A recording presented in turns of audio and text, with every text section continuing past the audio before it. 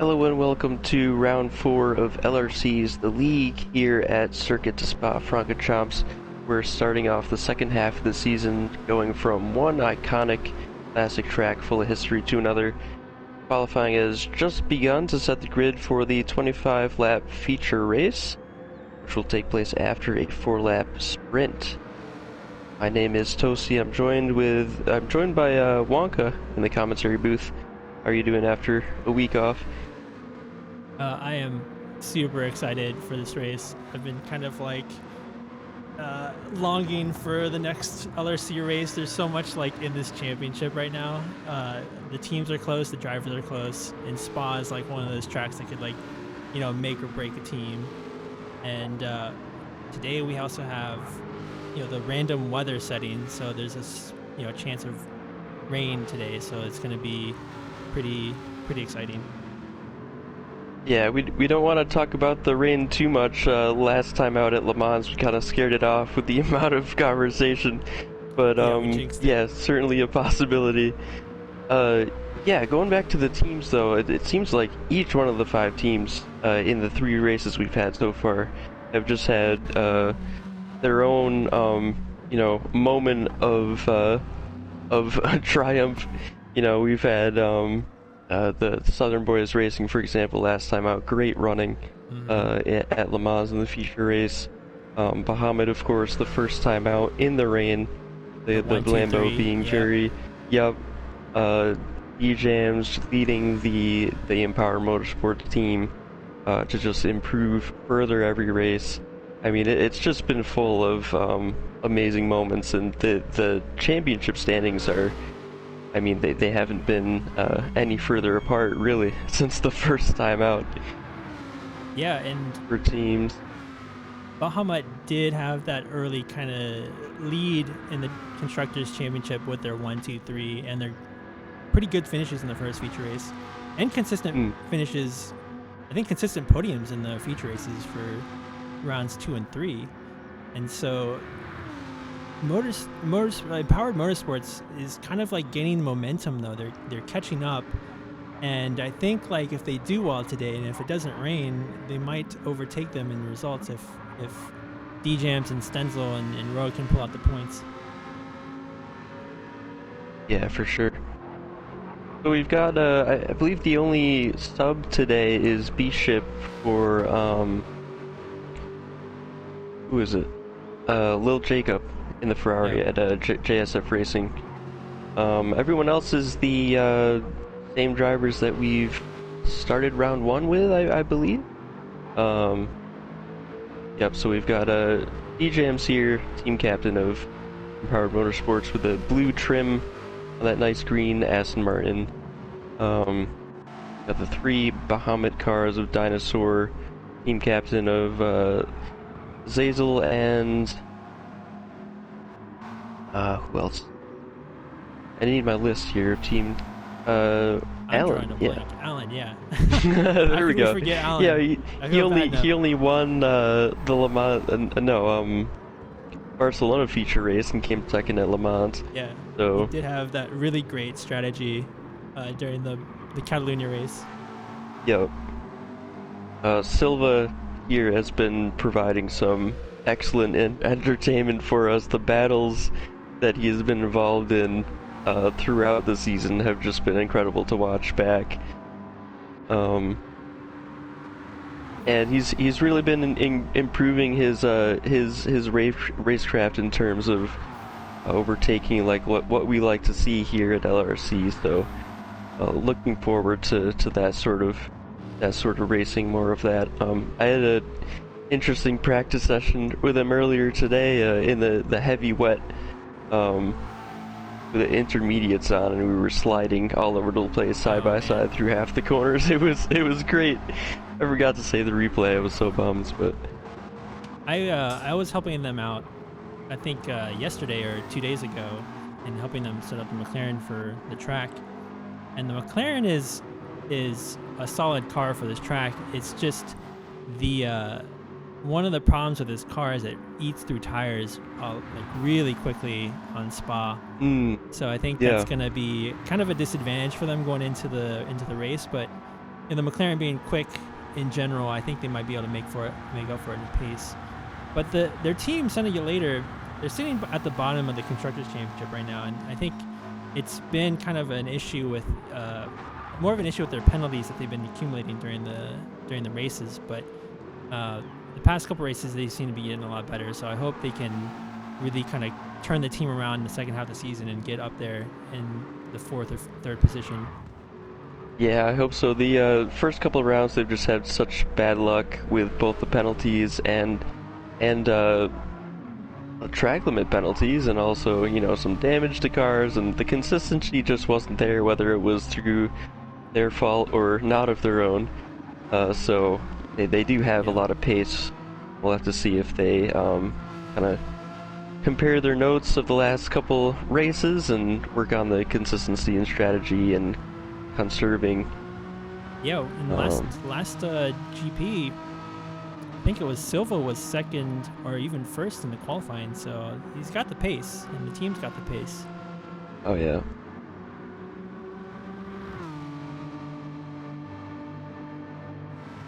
War Eagle here, one of the Talladega Knights.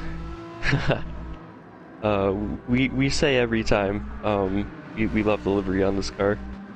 So it's War Eagle, Trackhead, and Lamb King. Trackhead being the team captain. Other drivers to note, we got Sir Hames and Token Timmy on Sunny later in the McLarens, and Stenzel and Rogue, the other two Empowered Motorsport drivers in the Aston Martins. It is end of the 3rd lap for most of the drivers here, beginning of the 4th for some, in 8 minutes in qualifying session. I think it's a 10-minute quali. Got DJM sitting at the top right now at a 2:28.5, but we've seen faster times than that in practice, so we'll have to see if he can keep that spot.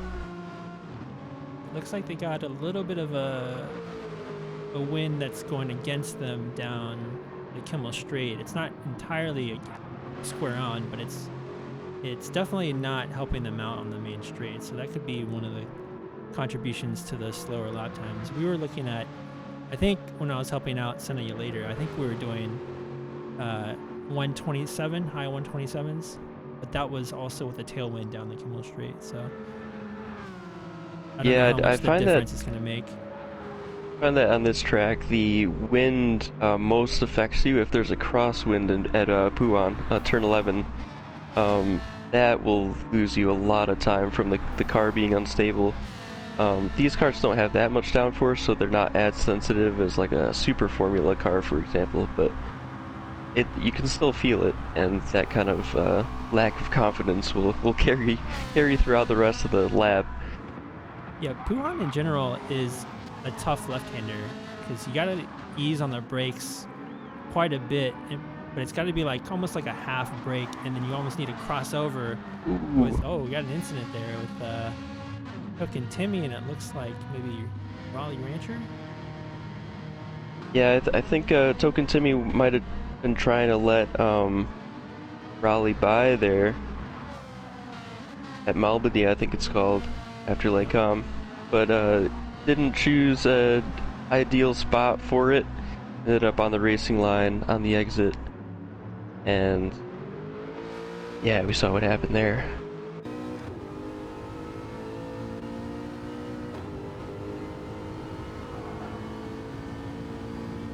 Yeah, well, I was saying earlier that Puan is a tough left-hander as it is, and we're talking about the wind earlier. Seeing that the wind is going to give you a little bit of a push down Puhan when you turn, it might even be more tricky because it's going to give you a little bit more speed and probably a little bit more understeer. Yep. DJM's looking like he has some front end damage on the car. Front right suspension is a bit broken, so he was off the track a bit on the exit of Stablo. Yep. Stablo. So looks like he might have had a bit of a spin there. Missed it, but coming into the pits to repair some damage. I don't know. I don't think he'll have some enough time to get another lap in, so that 2:28.5 might just be his time.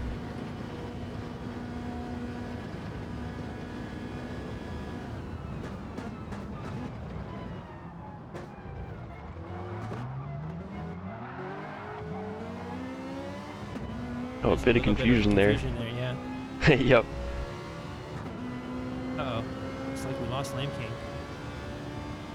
Oh, that's never good. Oh, Silva going through Francorchamps now on the backstretch. And up to the bus stop, you need to get this braking point absolutely precise. Inside tires all over the curbs. And on the exit. Oh, and there we go, 2:28.4 for Silva. Takes pole position. Wow.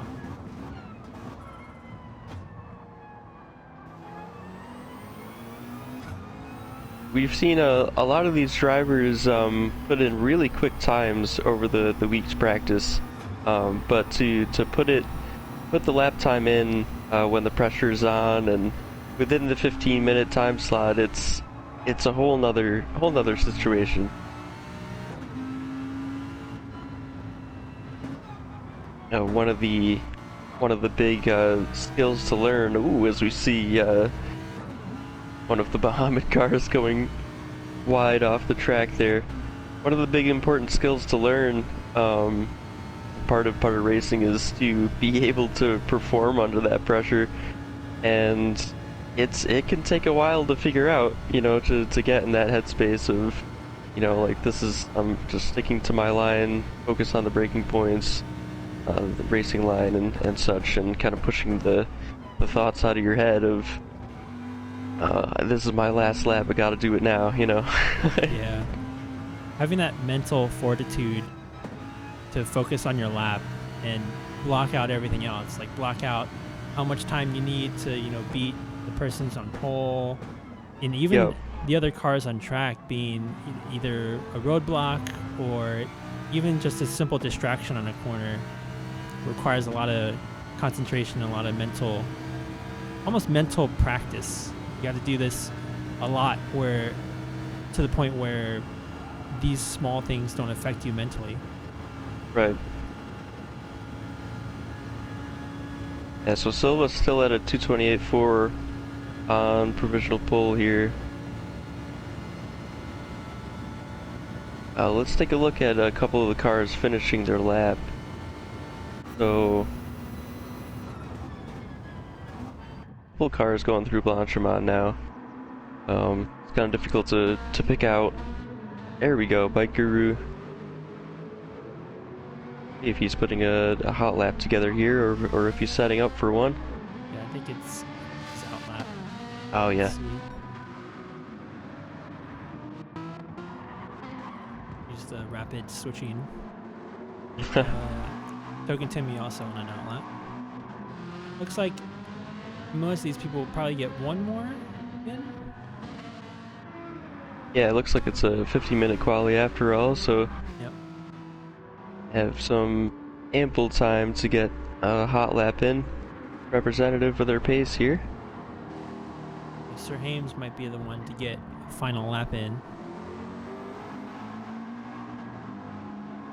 Just crossing the line. Yeah, just crossing the line. Puts him at 8th. Let's see if we can find the person who's leading the current pack of qualifying laps. Here we go.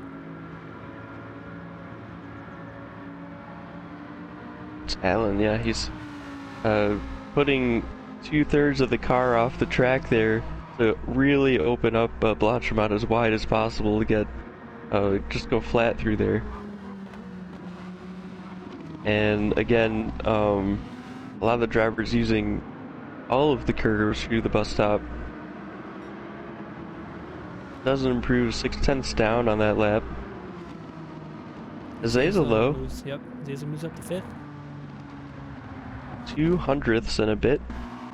Quicker than his teammate there. See what Bishop can do.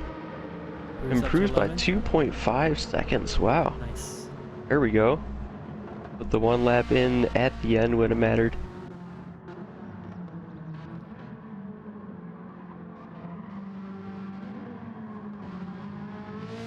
Raleigh coming through the bus stop. That's a good exit. Short run to the line. Doesn't improve. Man, look at those tires. They are just absolutely worn down to the bone. Oh, yeah. Yeah, some of these cars are gonna struggle a bit on the towards the last lap of the sprint. It's only 4 laps long, but the tires are very soft.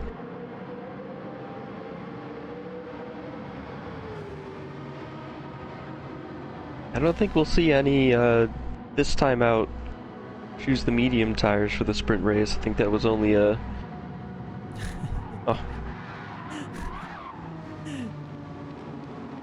that Trackhead wasn't happy with his lap, I'm guessing. Yeah. Maybe he was happy he was done with qualifying. Alright. I think that might be it for qualifying. I think we got one more. Yeah, we got one more going through the bus stop. Terhames.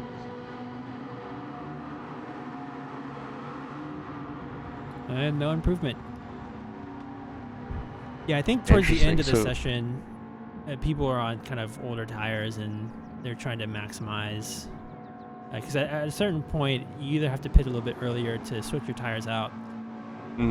But even 1 or 2 laps on here can degrade your tires up to maybe 30 to 50%, depending on what cars you're on. So it's pretty tough. Yeah, some strategy is to you know, pit like you said halfway through. Maybe in the 15 minutes you can get 1 banker lap in for a time, and then one push lap towards the end. But even that is risking it, because if one of those laps is with traffic, then you know. Silva on pole with a 2:28.4. About 1/10 back is DJM's, and these two on the front row of the feature race is once again. I mean, it's going to be great to see Raleigh with a good qualifying result for him in 3rd place, 0.5 down from Silva. Stenzel in 4th, Azazel in 5th place, ahead of Allen by, I think it was 0.02 of a second. He just jumped him at the end there. War and Sir Hames 7th and 8th. And then we got Bike Guru, Dinosaur, and Bishop 9th, 10th, and 11th. 12th place goes to Rogue, 13th, Trackhead, Token Timmy, and Lamb King 14th and 15th place. And within 6 and a bit seconds of spread of the field, so that's not bad here. It's a long track. Yeah, and Lamb King is apparently having some technical difficulties, so I hope he doesn't get booted out of the room mid-race. So we'll see.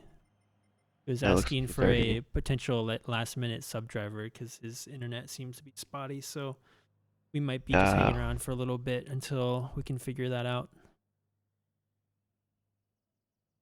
So, part of the conversation we've been having in the LRC community, it's we've been kind of talking about how the main LRC drivers, the ones who kind of return to every event, it's just been improving so much.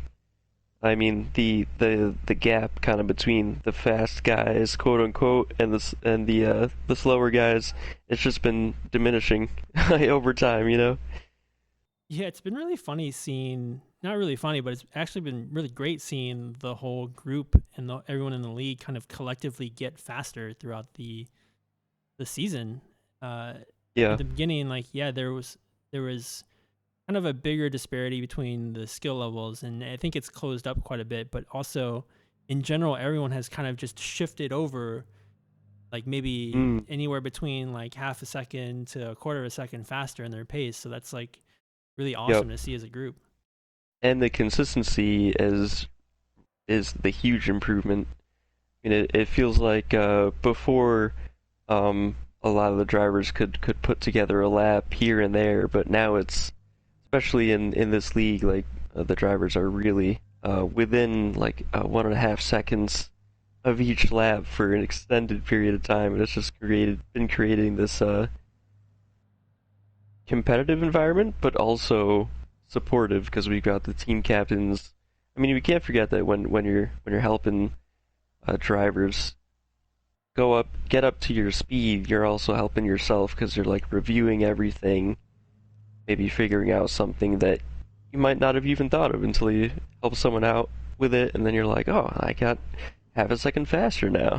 It's just Yeah. like you were saying, everyone's been improving. Yeah, some good healthy competition has definitely helped out the group as a whole get faster and be more consistent. It's actually kind of funny. Like whenever uh, everyone joined, everyone was kind of rough around the edges, and everyone was pretty humble with their skill level. Everyone kind of was treating themselves more like a beginner, kind of intermediate race car driver. Mm-hmm. And as we all collectively got better, and new people start joining the group that are pretty entry level, they see how much faster everyone is, and like, oh my god, like everyone here is like totally not a beginner.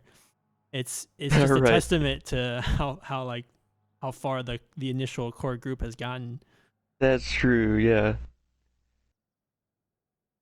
Yeah, I think to any new members to the Discord server or to the group overall, I don't think it should be a discouragement to see like these regular drivers being so quick and having the strategy down and everything that it takes to in these league races be so consistent and fast and close at the end.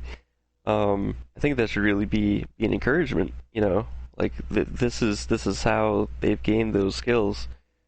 So Yeah, and everything that we yeah, do at LRC is to try to keep everyone included and involved, no matter what your skill level is. I think at a certain point, when this initial core group of drivers gets pretty experienced, I think we'll probably have to start shifting our focus to having more events catered more towards beginners and people who are learning.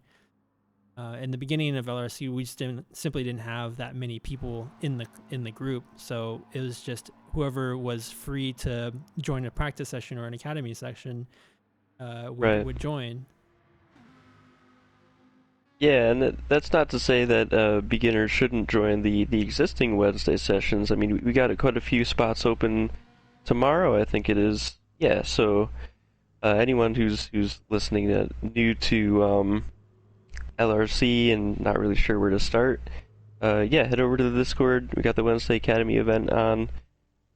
Just hit the little green check mark and help you get on your way. Yeah, so we got a QR code on the bottom right of your screen on the stream that will take you to our LRC Discord. And from there, it's pretty easy to navigate. It's a great community. Everyone's very supportive here. So it's a great environment for people to learn and experiment and try new things and step out of their comfort zone, because the environment is a place that is somewhat still a little competitive, but not so competitive that people feel pressured and nervous when they're on track. So it's a really like a good place to learn. Yeah, the friendly competition, like you said earlier, that's the best descriptor for sure. But I'm excited about the next FTGP. I mean that's been every one of those has been awesome. The multi-class is my favorite type of racing, and to have an event like that every month is amazing. So that's on December 10th. I think it's pretty full right now. I think we got 14 out of 15 slots full. Um, that is the Honda Challenge, right? At Suzuka, That's Group correct. 2 and Yeah. Group 3 NSX. And your I think. track record has been pretty stellar with the FTGP races.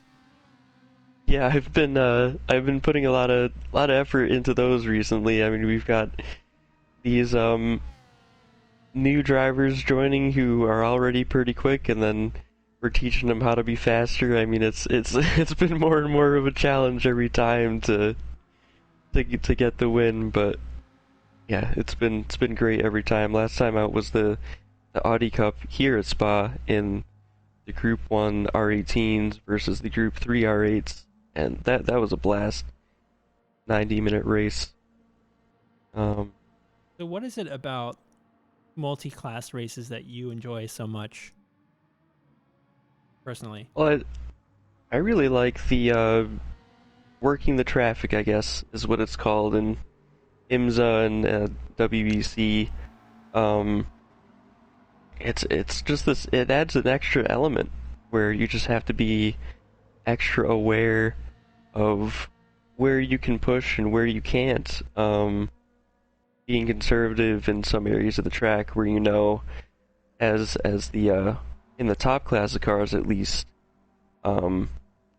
where you can't pass lower class car, like the Group 1s and Group 3s here was really eye-opening, I think, to a lot of the Group 1 drivers. We qualify in a way that the top half run in the top class, and some of those guys hadn't done that before.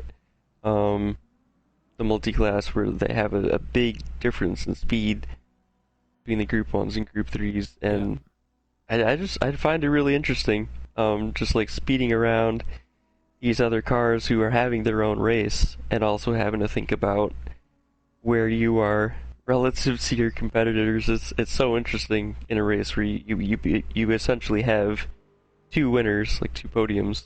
Yeah, I like the multi-class race because it does separate the. It looks like we're gonna get started here with the sprint race. Sprint race. Yeah, here we go. I didn't even see the room change. We were so busy talking about LRC in general. Yeah, okay, so it's reverse championship order for the sprint race here. So we got Rogue in first with B-Ship second. B-Ship has done pretty well, but he hasn't done too many races as a sub. We got all the lights on, they're out, go, go, go, here we go. Rogue on the inside.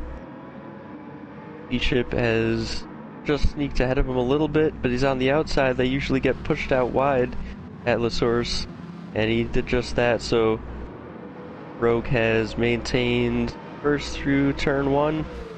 Good start for him so far. Here comes a Rouge and Radion.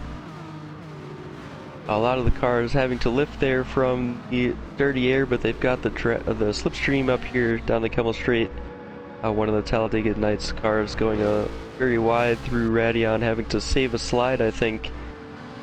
Raleigh Rancher has a 1 second penalty for going wide on Eau Rouge or Radion, one of the two, so he's going to have to be serving that towards the end of the lap. He's going to be dropping positions there probably. Silva up into third place. Oh, we got a Talladega Nights car sideways in the grass. Relay Com looked like he missed the braking point. D-Jam's here up from 14th place, I think, into 9th, so he had an amazing start. Trying to chase down Silva, who's made his way up to 3rd, going into Puan now. Yeah, and Silva just made that move on B-Ship to get that 2nd place.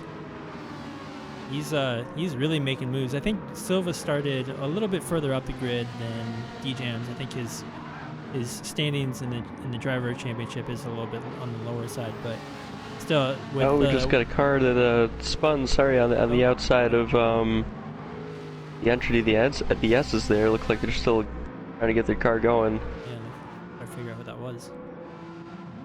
Looks like Trackhead. Maybe there was an incident of some sort. Yeah, Trackhead's not having a good time. Yeah, the Talladega Nights is not having a good sprint race. Looks like it might have been Lamb King was the person up in Lacombe that went off the track when we saw earlier.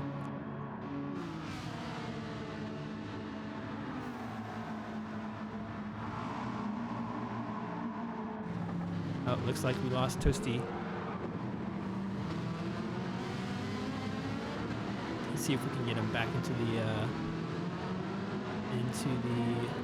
group.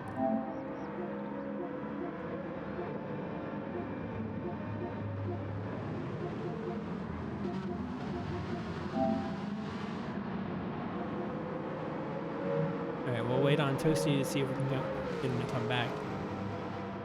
Meanwhile, it looks like Silva and Rogue are in this tight battle here for first place.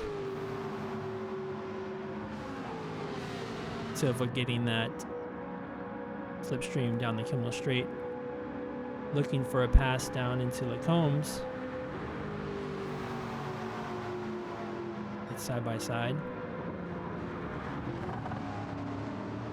Makes the move.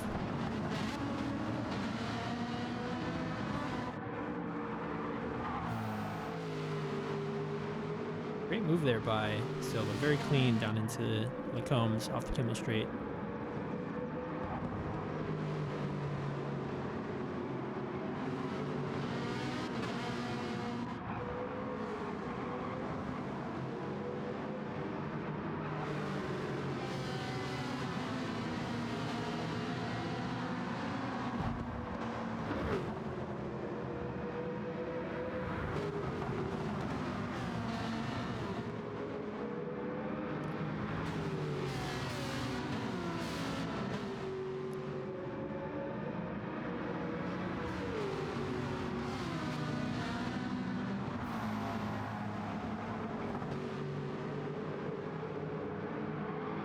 Denzel and D-Jams have been spending a lot of time side by side into a lot of these corners. We've been seeing them side by side through Lacombes, through Puhan, and now through onto the back straight. Looks like D-Jams is going to make a move on Dinosaur down Blanchimont. Let's see if he can make it.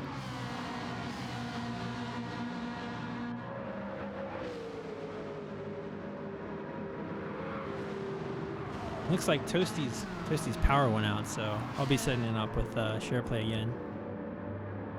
Let's see if we can get that going. Dinosaur defending for the position.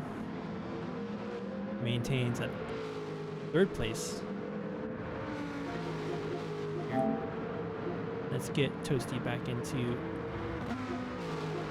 commentary booth.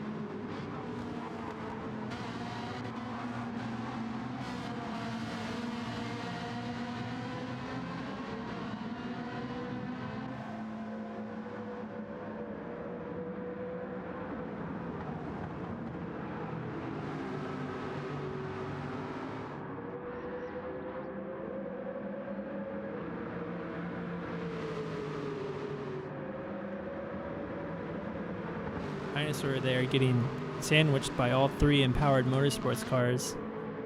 E-Jam's being able to make that move down Puhan. Looks quite risky, but was able to make that clean pass.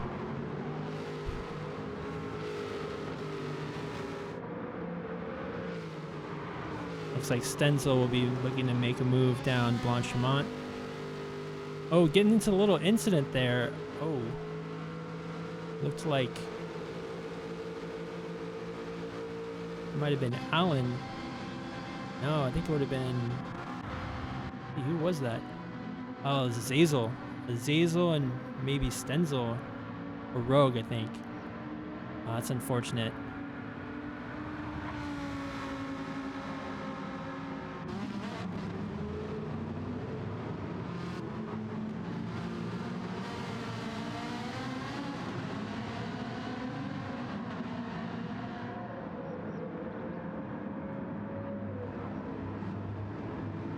There we go. There we are.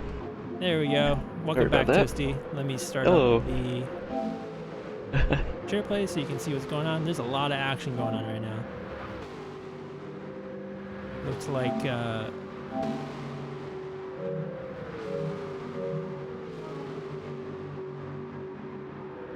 so D-Jams and Stenzel both had this battle to get past Dinosaur. It looks like Dinosaur is now coming back on Stenzel down the Kimmel Straight. Can he make the pass on the outside? I don't know. Stenzel's got the inside cover, but he over brakes and goes deep into the corner. Dinosaur able to take that position back. Oh, man. Got Great second, racing. Fourth, and fifth all-empowered motorsport cars, though, so that is amazing for being on the last lap of the race for them. They must be really happy about that right now. They can't think about it, though. It might force them into making a mistake. We were talking about that mental fortitude before. Got Sir Hames on the outside. Oh, tucks in behind before Puan. And earlier there was an incident.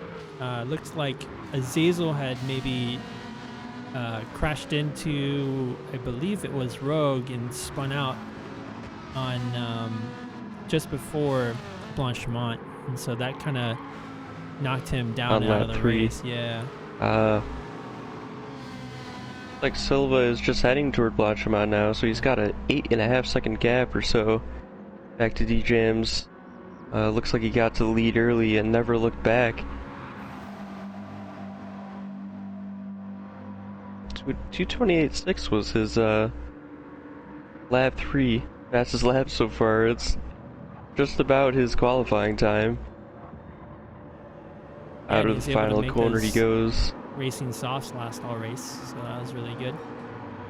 Yeah, good race from him. So first place goes to Silva. Dinosaur and Stenzel are neck and neck. Oh my goodness. Oh, who's gonna make it to the line? Looks like Stenzel got a better exit out of the bus stop.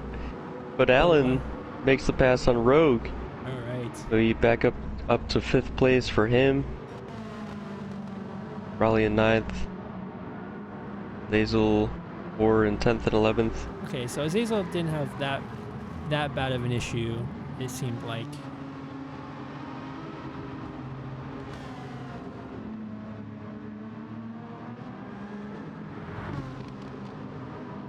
Yeah, so an action-packed sprint race like always, it seems.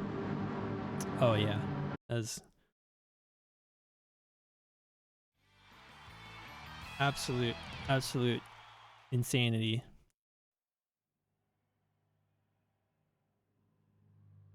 All right.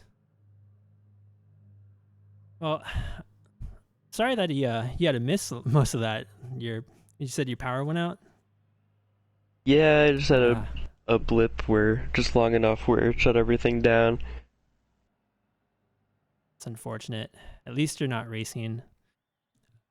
That's true, yeah. I would have been pretty mad if that happened during a race I was in. Happens. I call it a mechanical failure if it does happen. Oh yeah. Basically the equivalent, like your internet is your engine. Dude, yeah. So the last league that I participated in was called ARL, and there were maybe 3 races where I had mechanical quote-unquote issues. One was where my VR stopped tracking and I had to do like the look around the room thing. The problem with that is that when it goes to that mode, your car doesn't stop on track. So basically, like my car just like ran into the wall, and my car was idle for on the side of the road for like half maybe half a minute. And then I had an issue once where my internet went out, and then another issue where my internet my internet disconnected, and then the other one was like my power went out. It was just it felt like I think I understood what it felt like to be part of a team just cursed with mechanical issues, and we're talking about mental fortitude earlier, right? And I was like, in a lot of those races, I was either first or second or third, and it's just like coming back from that was just incredibly painful. Right, because you're worrying about it happening again. Yeah. As soon as you get into that podium position, you're like, oh man, last time I was up this far. Yeah. So, right now I'm seeing a lot of rain. Yes, a lot of rain. Hey guys. Hello. Hey, DJams. How was that first race? So Toasty lost power halfway through the race, so he like missed like half of it. I missed man. lap 2 to 3. There's a lot of action there. There's a lot of empowered motorsports fighting with Bahamut on all levels there. Yeah, it was a lot, honestly, but intense and awesome race. If I'm going to be completely honest. That's good. From your perspective. 14th to second for you, I think. Yeah. 15th to second. There we go. Yeah, It was nail biting. The majority of that until the last little half of a lap, then I can finally breathe. Yeah. So where did this you rain gain... is going to be interesting. Go ahead. So DJs, where did you gain most of your positions on the track? You know, if you watch the replay, honestly, it was kind of all over the place. There were places where I thought I would have gained a lot of positions, like the Kimmel Straight or Blanchimont, and those were a lot more difficult, actually, because if there were a group of cars in front, it almost created like a traffic jam. And so I think I got a lot of positions at the hairpin, at Pouan, the S's after Pouan, or the 2 turns after Pouan. I think that's where I got a lot of my positions. I know those parts of the track extremely well, and you just have to navigate it on pins and needles when you're passing throughout turns. But really, really happy with the performance there. Nice. Yeah, we'll have to look out for those corners, especially in the feature race too. Looks like those are the passing zones for sure. Yeah, absolutely. Well, it looked like both Stenzel and Rogue really held their own out there for throughout those 4 laps. So Empowered Motorsports got a good result there in terms of team points for sure. Yeah, super duper proud of them.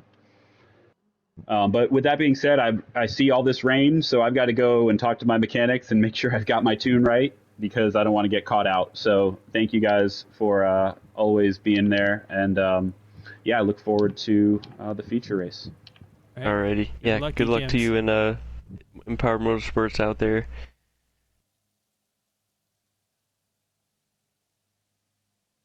Alright, so we've got Silva and DJM starting on the front row. This is the for the feature race. These are the results from the I believe from the sprint race. From the sprint, yeah. Alright, so Silva won that with the fastest lap as well. So maximum points for him in the sprint race. DJM's in second, followed by Stenzel in third. Bahamut Lamborghinis of Dinosaur and Allen in fourth and fifth. Rogue, the third Empowered Motorsports, Aston Martin in sixth place. Again, great points for them for the team championship. Yeah. Great result from Rogue. Sixth place, I think, is his highest finish in the season so far. So congratulations to him. Yeah, that's awesome. So Sir Hames, Mike Guru in seventh and eighth place. Raleigh, Azazel, and War take 9th, 10th, and 11th. 12th place goes to Token Timmy. Bishop in 13th. Lamb King and Trackhead running into some issues. 14th and 5th place for them. That's probably Talladega Nights' first points for a race this season, unfortunately. Yeah. Hopefully they'll be able to put it together this time where there's many more points on the line.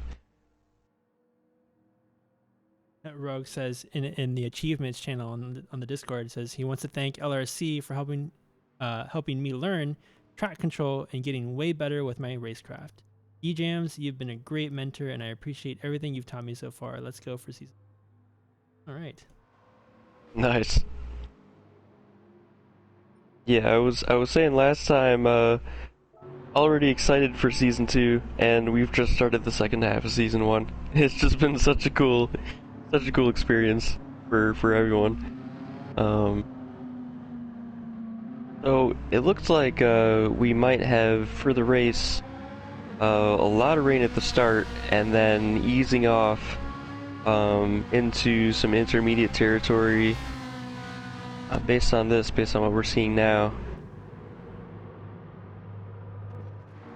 So that'll be a very interesting race start, going from a dry qualifying and sprint race into full wet, extreme wet tires at the start of a race. Is going to be quite a shock. It's going to be interesting to see who decides to start on intermediates. So it looks like right now it is an intermediate tire track, so maybe it actually won't be so bad by the time the race starts, but I forget. Yeah, that's true. I forget if the weather resets at all when you start the race. I don't think it does, because you kind of need to know what the weather's like before the race starts, because you have to choose your tires, so it looks like it's going to be an intermediate start. Yeah, we'll have to see. The intermediate strategy is always high risk, high reward, right? Because you have so much less grip than everyone else at the start, but as soon as those intermediate tires come into play, then you're one pit stop ahead. So it's whether you can keep it under control, keep it out of the barriers and out of other drivers' cars, and keep the nose clean, basically, without any damage.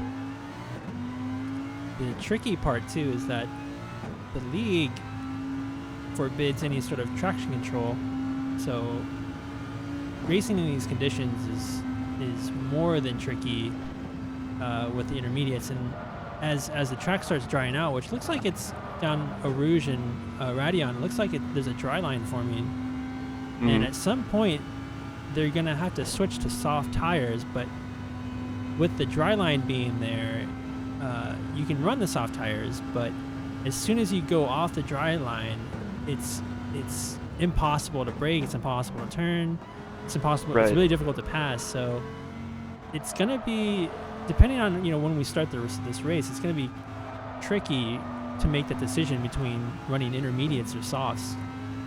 Yeah, and I tend to run the intermediates as long as I can, just because everyone thinks that when you put the soft tires on that you can just go so much faster than everyone else, but you also have to remember that you can't get off of that dry line while everyone else can, so you kind of just end up stuck behind someone until they put the softs on or pit. And then you fly up to the next car, and you can't end up passing them either, so it ends up just being frustrating, like you can't use the pace when you thought you could. Yeah. So that's definitely something to consider, part of the strategy. Yeah, strategically, it's going to be really interesting to see teams, there might even be a strategy to put on a hard tire and just block the racing line as much as possible. So, the only way around that is going to be if anyone who's on an intermediate is going to be able to go off to the wet line and make a pass. But at this point, the way the track is drying right now, I think starting in intermediates might actually not be an amazing call. Because if, maybe in 1 or 2 laps from now, I think the dry line's going to be completely dry. We'll see.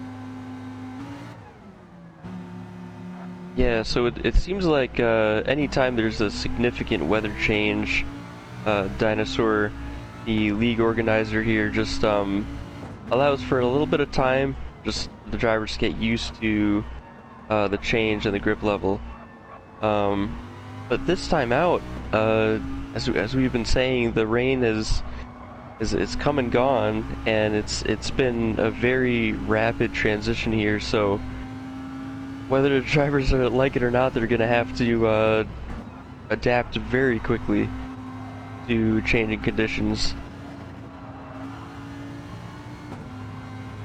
Yeah, you can see there as Alan, as soon as he gets a little bit off of the racing line, the meter on the left hand that indicates how wet the course is goes from that first tick, which indicates almost a dry intermediate line, to almost up until the full wet line. So it's a huge difference in grip levels, is, you know, within centimeters of each other. Mm. And you can see when he gets onto the curbs, that line creeps up. So that's another thing to be wary of when you get onto the slick tires. You have to stay off the curbs as well. So the drivable line, not even the racing line, it's so narrow. Yeah. And that's kind of what causes this concept of possibly being stuck behind a car that doesn't have slicks on. I think this is giving people triggers of the the S10 license on Gran Turismo. You're right, yeah. Yeah, half dry, half wet track. Yeah, but in a much more difficult car to drive, though, I'll have to say.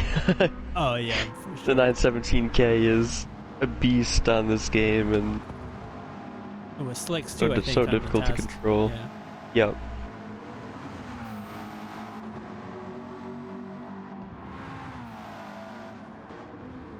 Token to me there, just getting to grips with the track still.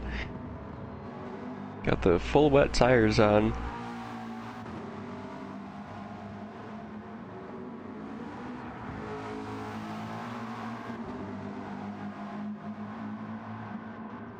We should be getting going here shortly. Unsure whether we're doing a formation lap this time around to the grid.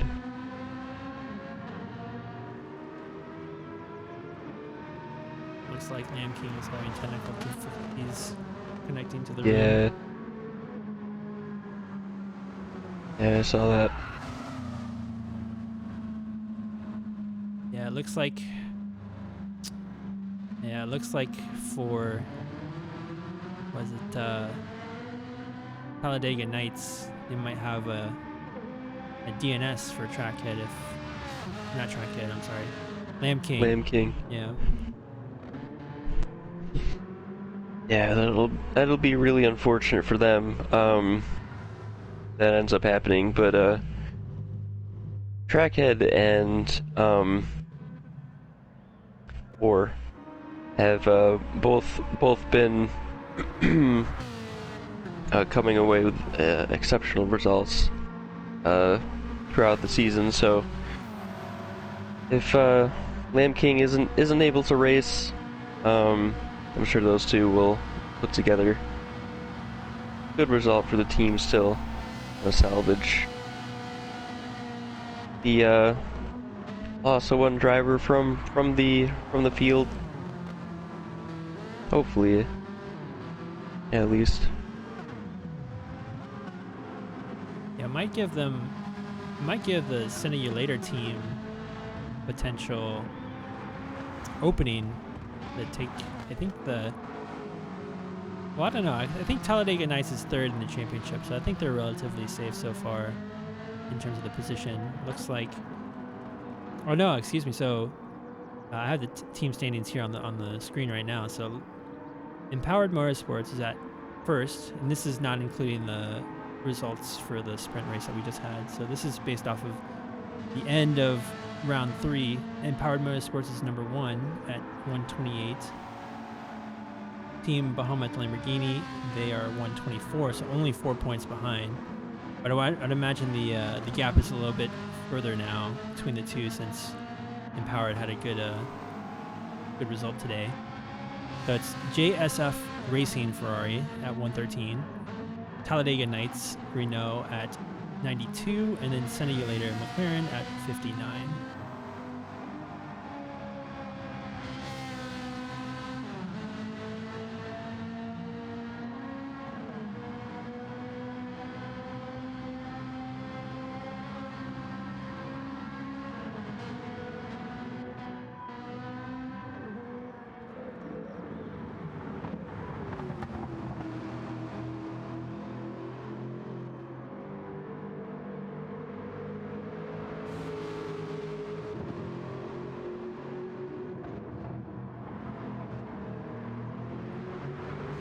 We got did we get Lamb King back temporarily, or?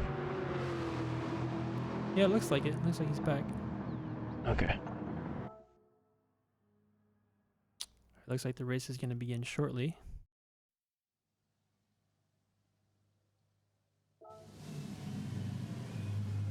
Here we go. Oh yeah, we are starting with quite a bit of rain, so the weather did go back to start of the lobby there. Alright, Silva on the right inside line. Oh, got a false start there though, looks like. Yeah, he'll be crawling away from the grid spot. He jams up into first place easily there. And oh, he had to brake early though. And there's a bit of a traffic jam into turn 1, into La Source. Silva ends up back into the lead, so DJM's not sure where he wanted to brake to take the racing line there. Yeah. Ended up down into 6th place before a Rouge, so yeah, that was a bit of a mix-up there. Maybe got distracted by the by all the false starts going on. Everyone was like, quite eager to go. I think it was Sir Hames had a spin there out of Radion. Oh man, yeah. Yeah, there you go. You have damage on the rear wing. So it seems like most, if not all, the drivers here have chosen the intermediate tire strategy. The heavy rain only lasted for a little bit, seems to be easing up just slightly now. Going down into the hairpin. Oh, we got a couple cars spinning on the exit of a little S there. Yeah, it looks trying to stay out of the way of the cars rejoining. Those D-jams. Uncharacteristic of him to lose control of the car. Oh man, yeah. Damage on the front of that car as well. So today's been a lot of highs and lows so far. For all drivers really. Silva though. First place going into the second half of the lap. Winner of the sprint race, of course. Now a 2.5 second gap back to Raleigh Rancher. Through the S's he goes. Through Stavelo onto the backstretch where Moore and Allen are getting to now. And these, I'm sure when Team Bahamut saw the rain, they were smiling from ear to ear, because you saw you can just see and hear the confidence they have on the throttle coming out of corners with that 4-wheel drive. Oh yeah, with the 4-wheel drive, they've just been having such a huge advantage over the other cars in the field. I mean, we saw this with the first sprint race of the season, Bahamut finishing 1, 2, and 3, so I wonder if we'll see something similar today.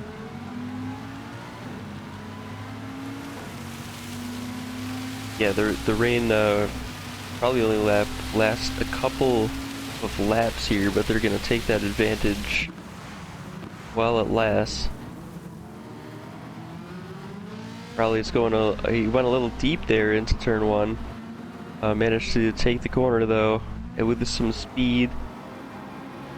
Zazel and Allen right behind him. Token Timmy is driven right up to the back of Allen. Looks like he's passed him before a Rouge.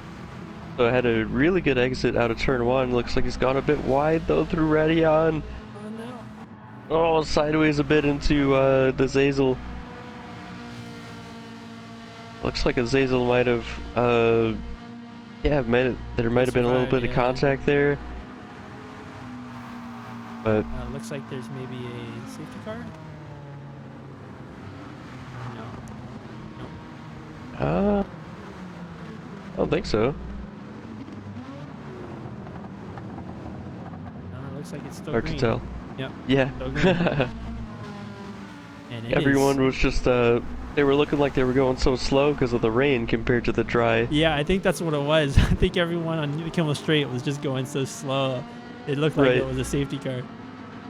Yeah, because you have to really even brake a little bit going into a Rouge. You have to downshift sometimes. Oh, Token Timmy sliding through the exit of the hairpin there.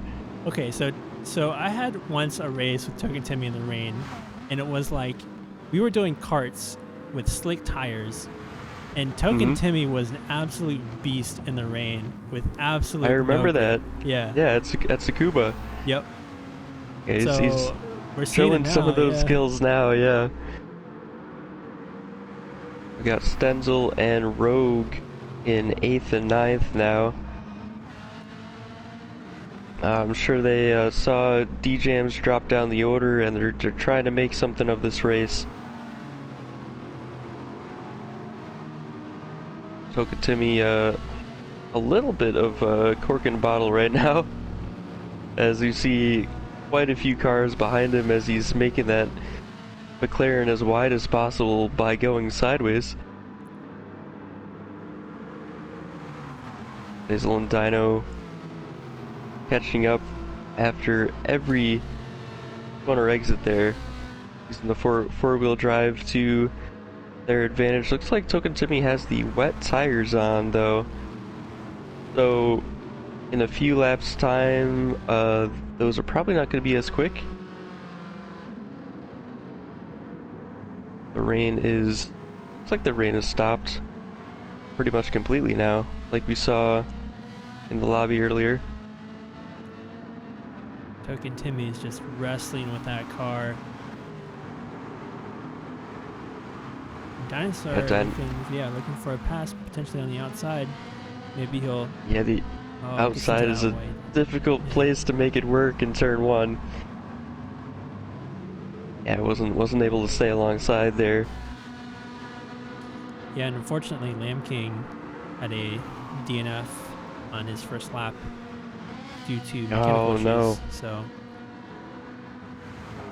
he just typed in chat. He said, "Man, I really wanted to race this track. Good luck, Knights. Apparently, my internet just isn't having it tonight." Dang. Yeah, we're all having technical issues today. Silva on lap 3 now. 3 seconds is the lead to Allen, the winner of the Barcelona feature race and second place last week at Le Mans. Bit of a gap back to Raleigh, and then to Token Timmy, who has pulled away a bit from Dinosaur. Picked up a 0.5 second penalty. That I'm guessing that was in a Rouge. That probably explains the gap there. Might have had a sideways moment, had to catch a slide. I wonder where Azazel has gone. Yeah, he must have had a spin or something. Let me see if we can find him. So Sir Hames, followed by Rogue and D-Jams. Oh, it's D-Jams. Into 9th. Okay, I thought it was Stenzel. Oh, there's a McLaren backwards. Yep. That's Sir Hames, I think. Yep, Sir Hames. Damage to that rear fender. Yeah, the rear wing's taking a beating there. And that's the difficulty in Huan in the wet is very difficult on throttle, rear wheel drive car. A lot of these drivers have chosen a lower downforce setup, especially in the rear, to get the straight line advantage on the Kemmel Straight, but that'll definitely come back to bite you when the rain comes. Stenzel in 5th place now, coming up to the bus stop.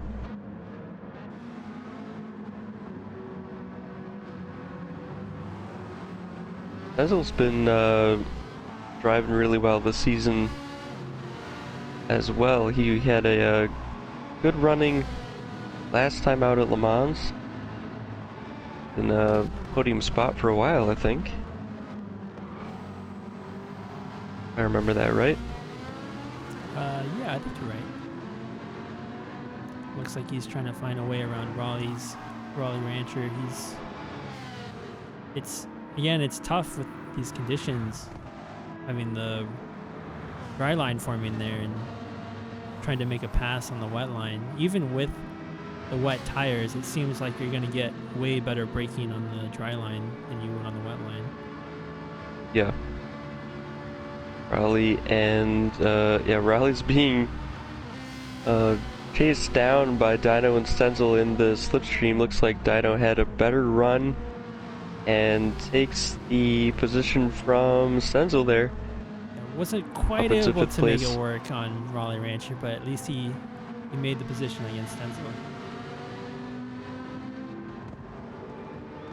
Yeah, so now Raleigh is having the four-wheel drive Lamborghini to contend with. Oh, almost down the inside goes Dino at the hairpin there.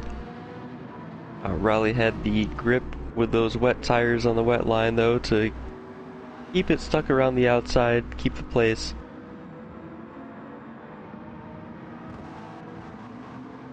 Be surprised if those wet tires give very much grip though in the next couple laps. Definitely gonna have to change those.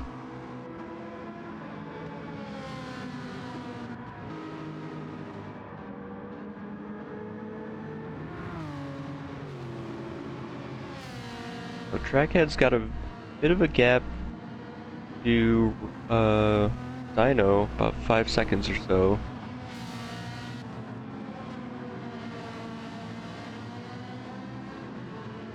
I just got 3 cars behind.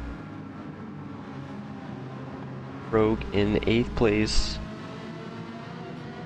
That's a great position for him right now. Rogue in 8th. He's also got the wet tires on though, so he's going to be a bit of a disadvantage here pretty soon.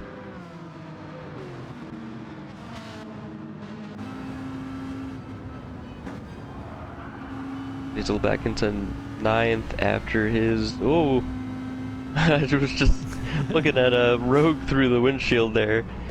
Yeah, he's been chasing Rogue down for the last lap or so, and as we're seeing with everyone, they're having a really tough time making a pass. That was quite a save from Rogue. He was very sideways off the track, going wide through Blanchamon.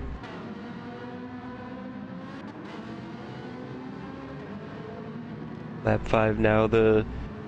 We have a two or three packs, it looks like. Silva and Allen, Raleigh, then back to this group right here.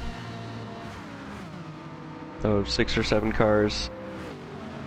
We're still quite close together on lap 5. Oh, Rogue and Zazel going down Eau Rouge side by side, and Rogue having the bravery to go in on there with the tighter line and still maintain the grip out of Radion is just, that's nerves of steel right there. Right, yeah. The Lamborghini seems to have some straight line speed advantage though. Oh, look at him drive around the outside of Les Combes and gets the move done. Wow, that was smooth right there. And on the inside is Bishop, Did Rogue, was that a 1 second penalty he had there? Oh yeah, it looks like it, yep. Not really sure where he picked that up from. It's tough to see. Looks like Bishop almost had him too. He ran wide on no name, and I was gonna say potentially picked up a penalty point, but I think he must have slowed down enough to negate that penalty. Yeah, that's definitely one of the areas where a lot of drivers tend to pick up penalties going wide at no name on the exit there. Yep.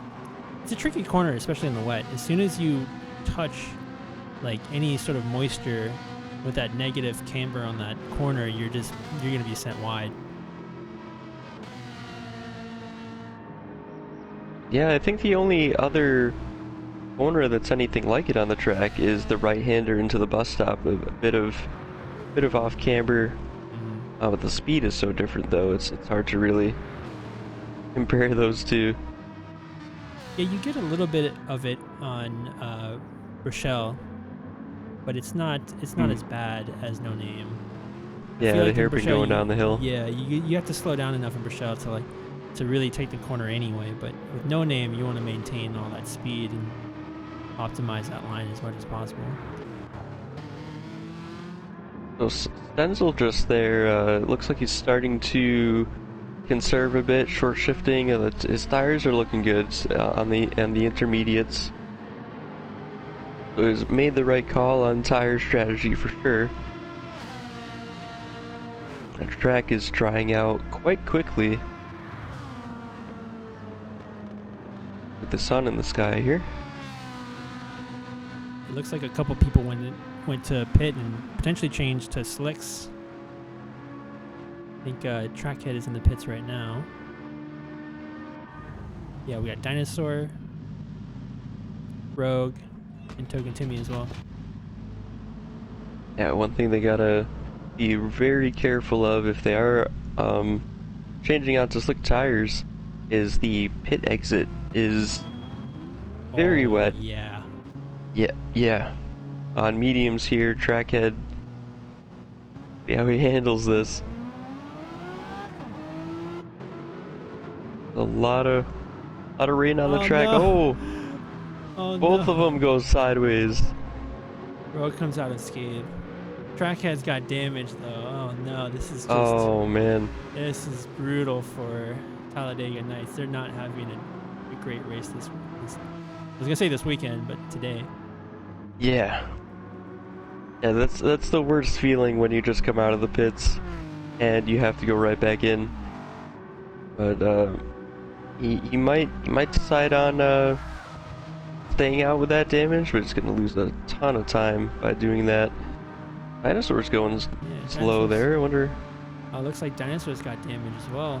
Oh, the hard tires and must have just understeered off of the dry line and. Yeah, it's been as well. Oh man, it is not.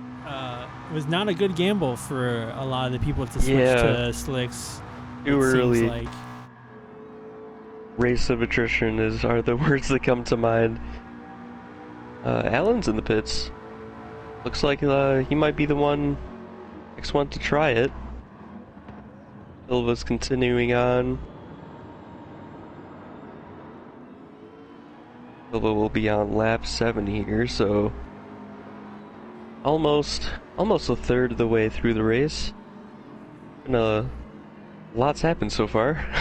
Yeah, it's been pretty crazy, and it looks like I've never really paid attention to how long the pit lane is for Spa is, but it's relatively long, so I can see a lot of teams wanting to maximize their time on either the intermediates or the full wets until the track is either fully dried out or make that switch to the slicks early so they can go on hard. But looks like Allen chose the softs here.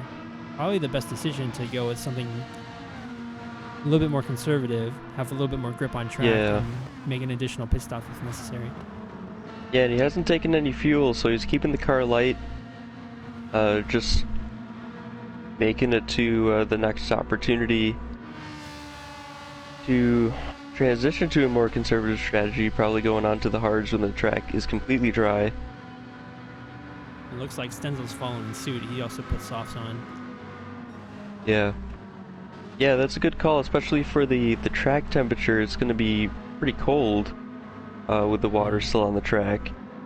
So, yeah, the hard tires definitely were more of a risk for sure.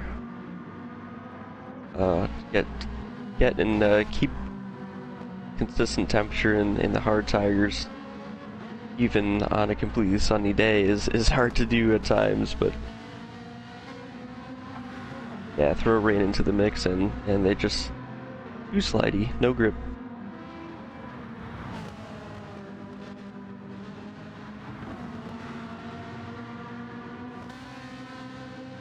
Couple spots on the track where the dry line isn't exactly where you expect it to be. Coming out of Stavelo, for example, onto the backstretch is kind of in the middle of the track. Something you have to watch out for when you're on slick tires in these mixed conditions. Silva pitting now.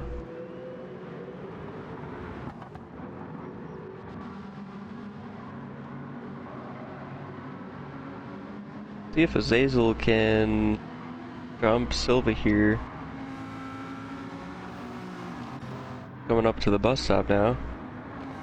Oh, he's got intermediate tires on. I thought he had already pit. He's going in now. Yep.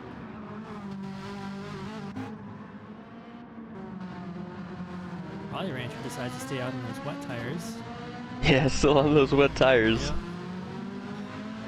There is not much water left on the track to drive into to cool those down. They're gonna be torn apart.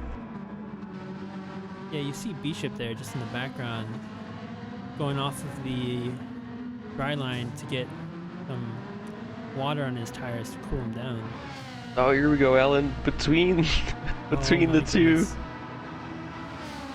Silva was coming out of the pits there, and Alan got a great run on Bishop and just right through the middle.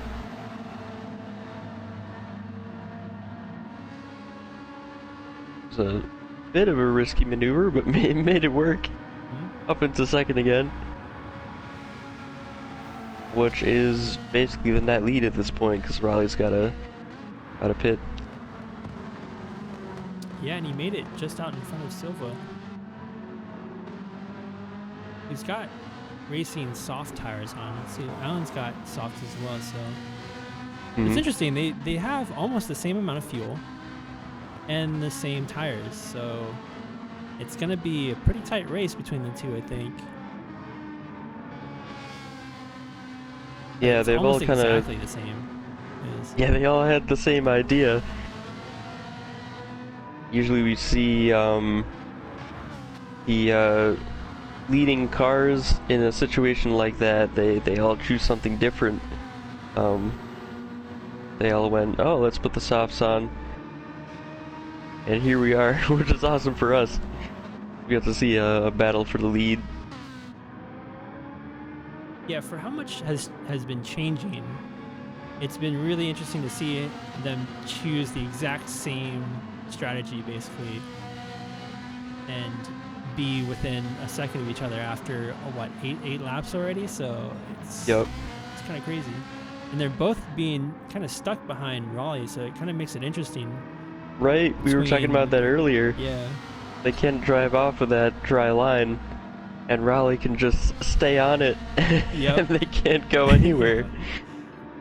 And it's especially funny because it looks like Alan and Silva are trying to fight for position behind Raleigh, but like they just can't. Neither of them can really make much of a move. It looks like Alan over here is still on the dry line. Isn't able to make. Oh yeah, got a tire on the curb under braking, and the car went a bit sideways. Went into Raleigh. Those rear tires on that Ferrari are not happy. Tried to accelerate on the dry line out of the bus stop, and the tires said no. that releases Allen and Silva down to Eau Rouge.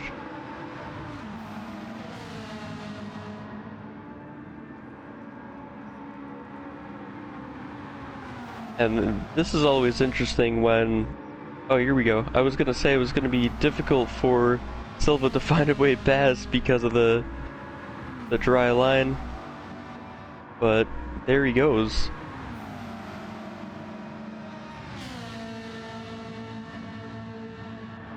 Yeah, it looks like he made it stick. Silva in general, I think, is a more risky, more aggressive driver. Allen tends to be a little bit more conservative. I think he did a little bit of a lift there into Eau Rouge, and it allowed Silva to overtake him at the beginning of the Kimmel Straight.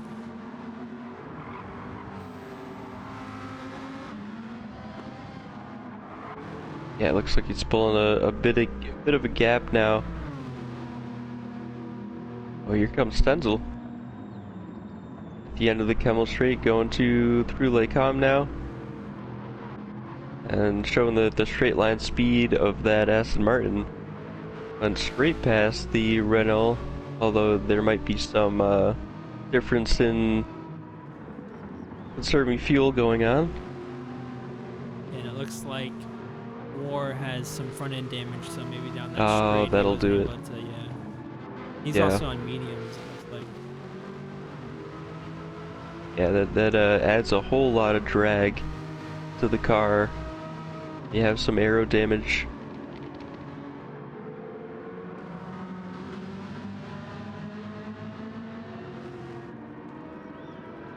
Hazel on the hard tires. Well, you might have survived the early risk of going onto the hard tires when the track is a little wet.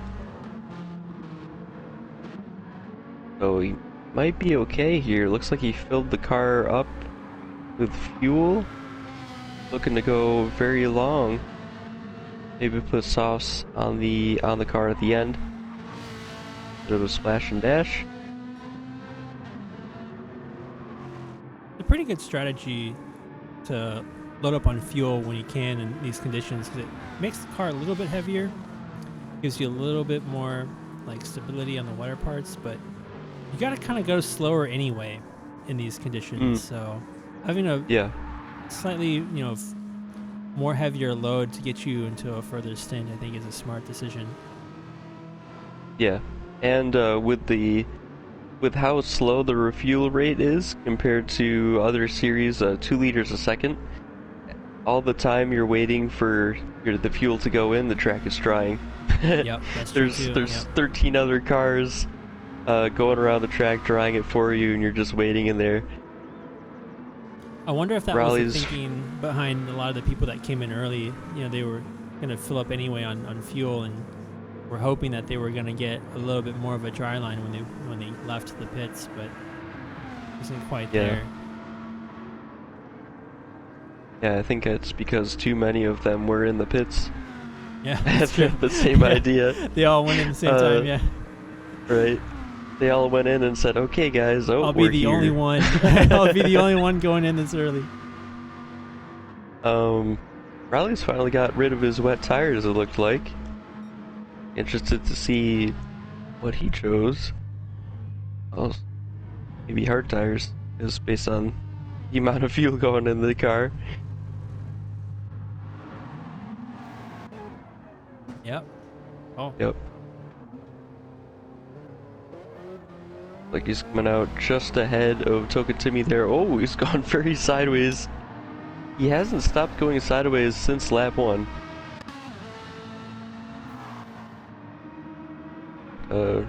Driving in style.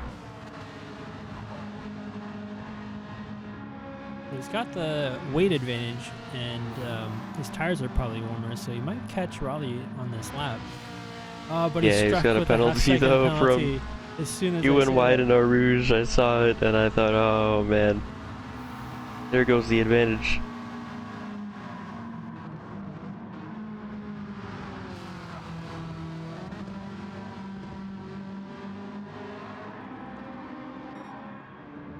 Yeah, it looks like he's having a bit of trouble with the handling of that car on the hard tires.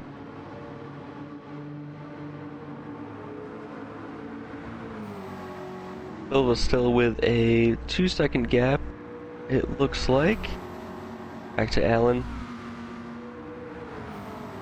Let's see if he's already up to 7th gear, so it looks like he's fuel conserving a bit here.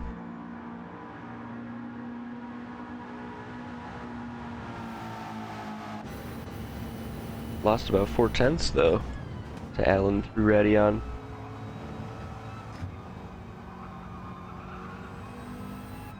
This might be a part of the race where Allen is choosing to put some pressure on Silva.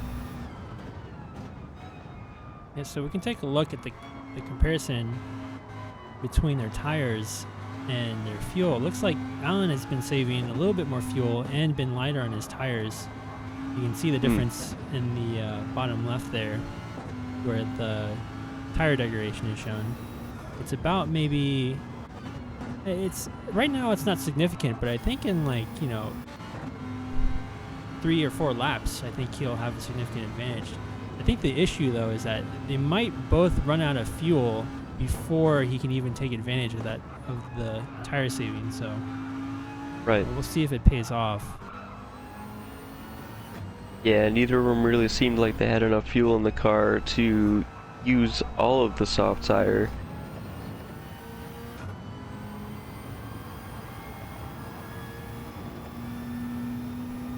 The lap times are starting to drop significantly now. We saw both Silva and Allen there on their onboards are able to start using the curbs a bit. They're not as wet now. The sun's been drying them off. So back to the dry racing lines.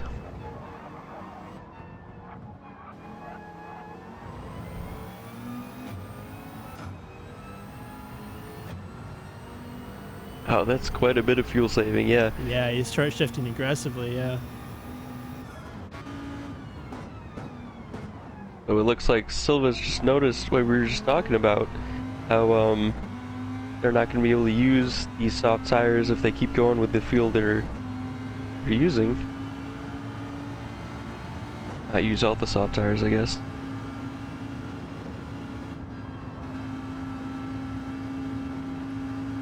Allen here with the fastest lap so far, 2:30:30.9.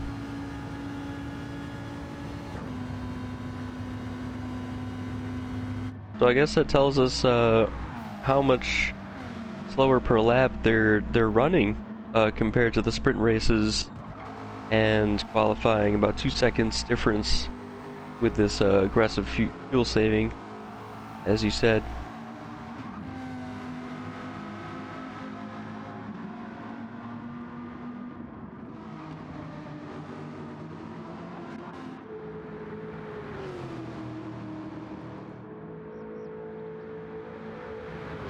Stenzel of those three, like he was the only one who fueled the car, so that kind of tells the story of why he's much further back. Again, the refuel rate 2 liters a second, so Stenzel's looking 25 seconds or so.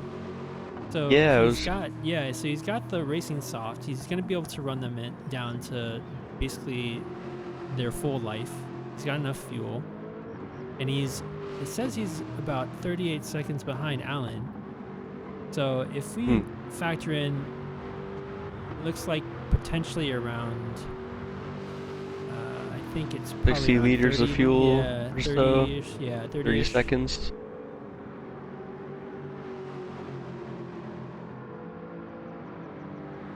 Oh, I see what you mean now. Yeah, the difference between the two of them.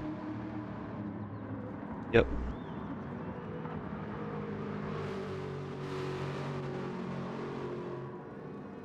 It's always funny to think that we can sit here and watch and do the mental math, but it's so difficult to do that as a driver and stay focused on your racing line and braking points. You basically have to throw it out the window, say like, okay, I'm gonna drive to my strategy, and where I end up is where I end up. Because if I start thinking about all the math in my head, I'm gonna make a mistake and fly off the road, hit a barrier, gonna have to repair the car. Like it's not it doesn't end up being beneficial.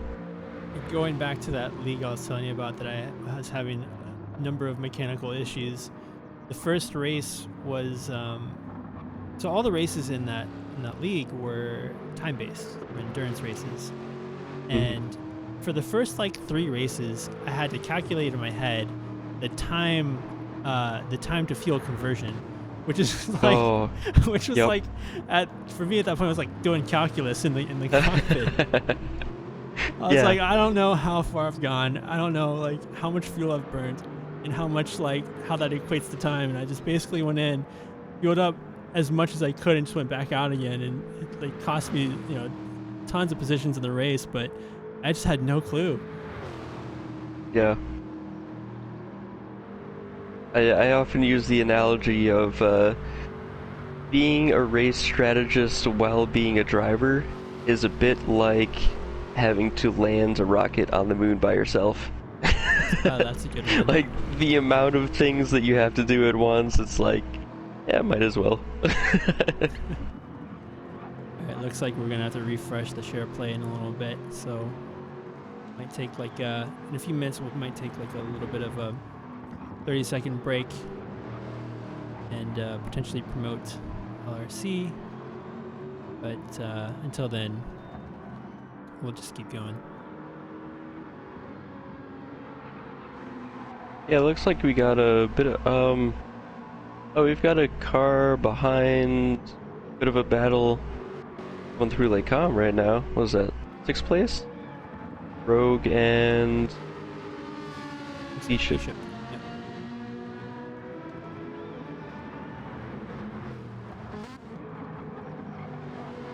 I'm surprised to see the gap here between 6th and 7th and 1st. It's over a minute? Minute 18? Yeah, and it looks like Bishop making that pass on the inside there. Oh yeah, Rogue got a bit sideways at the exit of No Name. We were talking about that before, how difficult that corner is. Yeah, and it looks like both of them have about a quarter of a tank left, so it's not like they went in and pit like Stenzel did and took a bunch of fuel, and that's why they're behind. It's basically they're on the same fuel pit stop strategy. They're just already a minute behind. It's likely because of, the rain and the slippage, and we've seen a lot of them go off track a lot in the first opening laps. I wonder if these might be some of the drivers back here might be the drivers who made the decision to start on the wets, and they just lost that much time while the track was drying out, lap to lap. It's possible, certainly possible. We take a look at,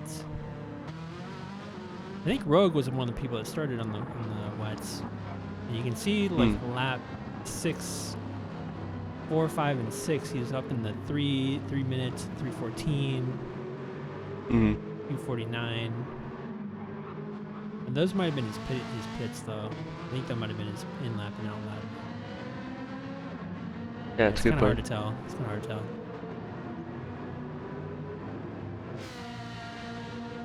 D-Jam's just catching up to him there. Yeah, D-Jam's not having a great race so far. I think that first spin that he had really set him back and kind of set the tone for his race so far. He's playing some catch-up.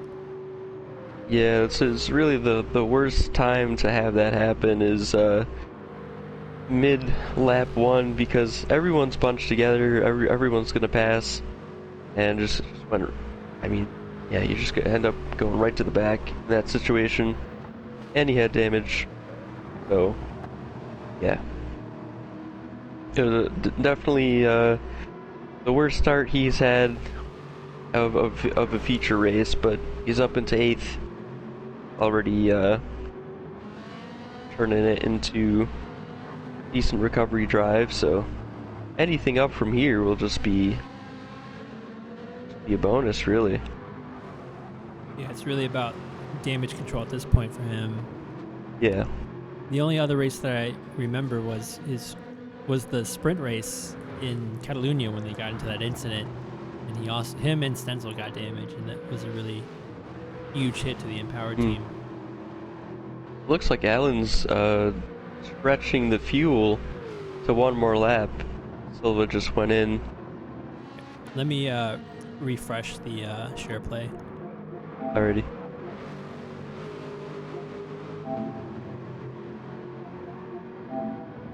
Like 2 seconds.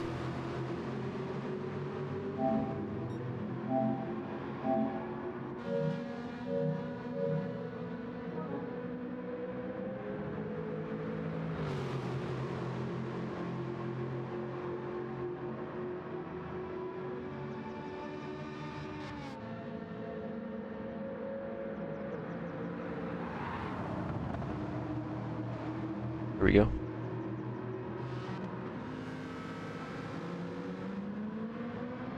So we actually got a lot of viewers on stream. This is like, it's kind of funny because this is not something like I feel like we've taken extremely seriously. This is just something we just started doing for LRC. So we're still learning the kinks and like working out the bugs. Yeah, professionalism of running this, running and commentating a stream on a league. So please bear with us. And we've had quite a few technical difficulties today, but yeah, working through it. We're getting round 4 done here at Circuit de la... Nope, I almost said Sarth. Spa de Francorchamps. There we go. Mine just blanked for a second. Restarting the share play. Okay. Yep, so if you're just joining us, this is round 4 of 6. It's the second half of the season. Tokatimi is running on fumes there. So is Alan. Wow. We got Brands Hatch next for round 5, and Monza is the season finale.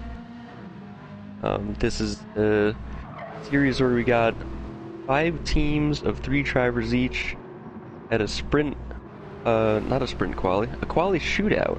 That's what we called it. At the very beginning, kind of determined where the drivers were placed with who. We've had a very interesting team championship so far. The teams are balanced in a way. So it's been a cool format. Kind of experimented with and ended up being a very good structure to it. I mean, we got Dino and Alan kind of been like the masterminds organizing events with data pulled from spreadsheets and all sorts of things, and it's been interesting to see what they've been coming up with.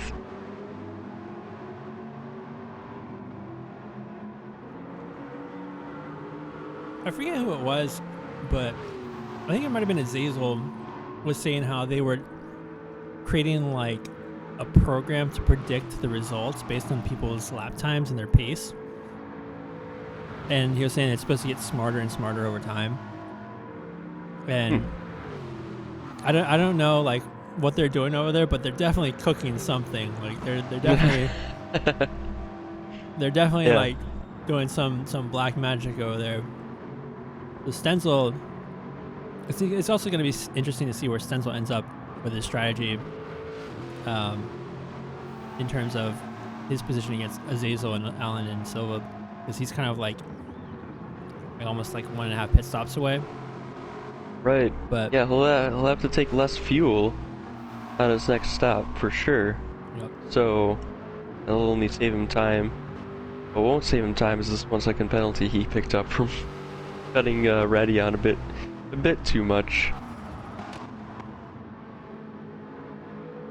Yeah, I'm interested to see this program that Azazel was talking about. He said he was going to share it with everyone once the season's over. Nice. I'm kind of curious.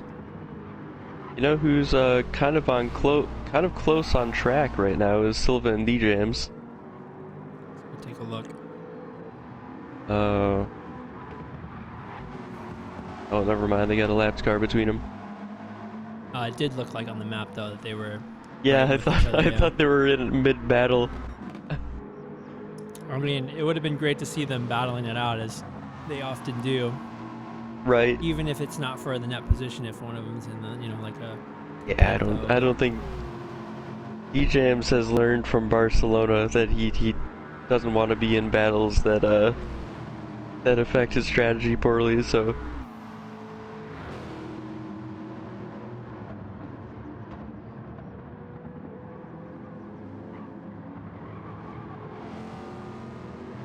Yeah, this is kind of the time in the race where I'm trying to figure out who is actually where, because based on the refuel rate, the tires, how much fuel they have, where they're on track, it's can be a bit difficult to. I mean, it's very difficult to figure out.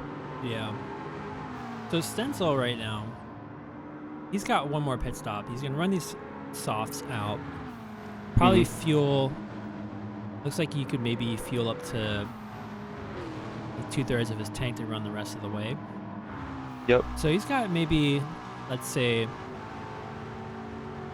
another pit stop. It's like a 15 second run down the pit lane, plus another 6 or so for the tires, and then let's say 20 seconds for fuel. That adds amounts to like what, 40 seconds ish. So he's got about a 40-second to 50-second pit stop. Take a look at Alan.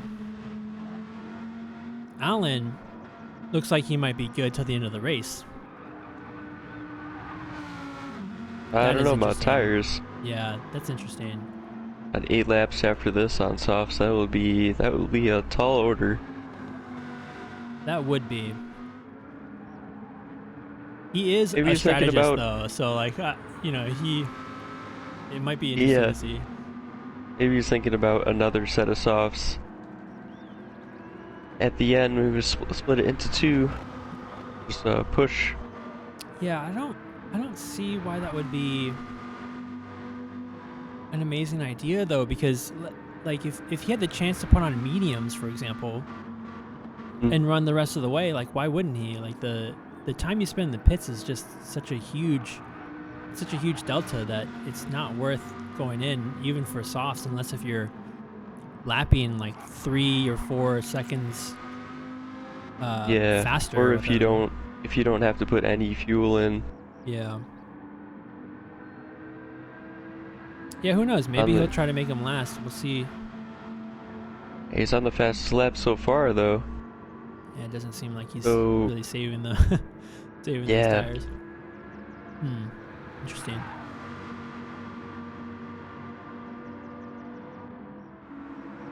So we've got a bit of cloud cover now. Definitely cool the track down a bit. Our tires will be a bit more slippy. Yeah, maybe Alan went with the softs because maybe there is a pretty big pace advantage with the softs. Then maybe Alan is also anticipating some rain later where he could run a little bit longer with the softs if there's a little bit of a drizzle.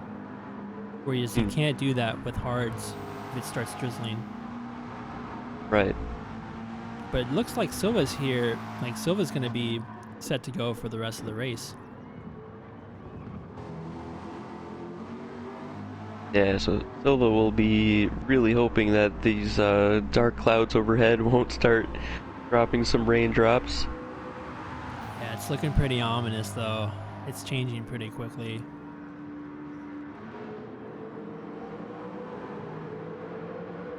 Couple cars exiting the pits there. We got DJams just ahead of a lapped car, and then Stenzel.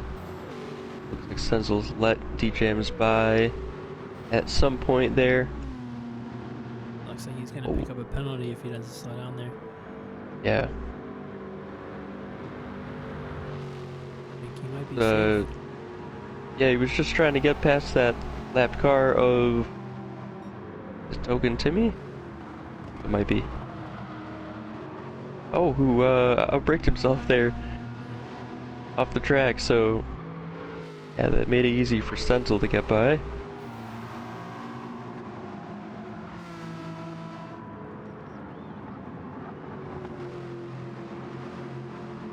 And how is D-Jams doing now? What point is he at in his strategy here? Oh yeah, so he went to the hard tires for a second stint. Looking to extend that. Probably put some softs on at the end. I'll need quite a bit of fuel though. Yeah, it looks like he maybe chose the hards after his first stop to see how long he could go. And it didn't really degrade as much as he probably anticipated, probably due to the track temperatures being a little bit lower. Yeah. Oh, Stenzel is alongside D-Jams here. Was for a bit.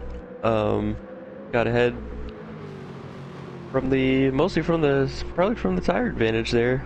Yeah, maybe it was team orders or something. You know, Stenzel with the soft tires trying to catch Silva. D-Jams probably saying, "Go chase down Silva and give him a bit of a hard time for a bit, hold him up."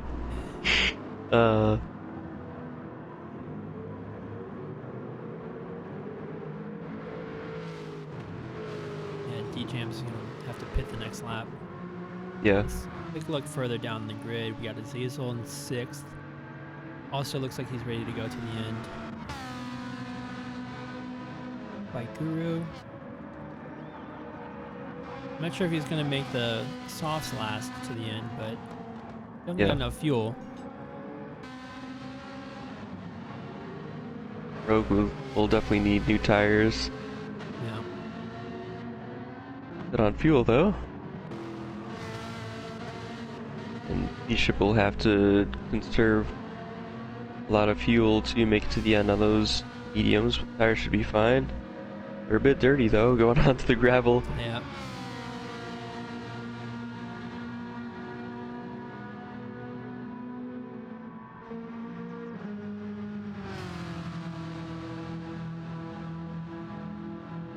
And the rain at the beginning has really thrown everyone for a loop. Just looking at the gaps to the leader, 2 minutes, 2.5 minutes for Sir Hames. Looks like he's expecting some more rain, maybe doing a rain dance. I don't know why though. He's got the hards on. I'm just referring to the wiper blade. Yeah. Going crazy. It's going nuts. I wonder if it's starting to drizzle. I don't even know if you could control the wiper blades manually on the car in the game. You can, yeah. You have to set a button for it. Yeah, maybe I actually have on my wheel the down button set to wipers because the down button on my wheel is stuck. So that's how I know if it's stuck. I see. Maybe Sir Hames is trying to manifest some rain as part of his strategy. Calling upon the windshield wiper gods to have a little bit of rain come down towards the end of this race. Michelin wipers, to be specific. Bibendum wipers.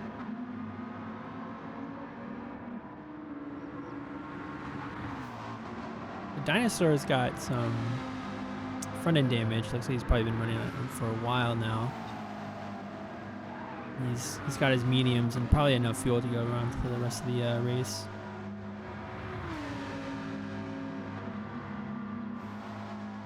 Yeah, carrying that damage until the end of the race. I don't know how long he's had it, but like let's look at the speed here, 141 miles an hour, where usually you're going about 147 there. Mm-hmm.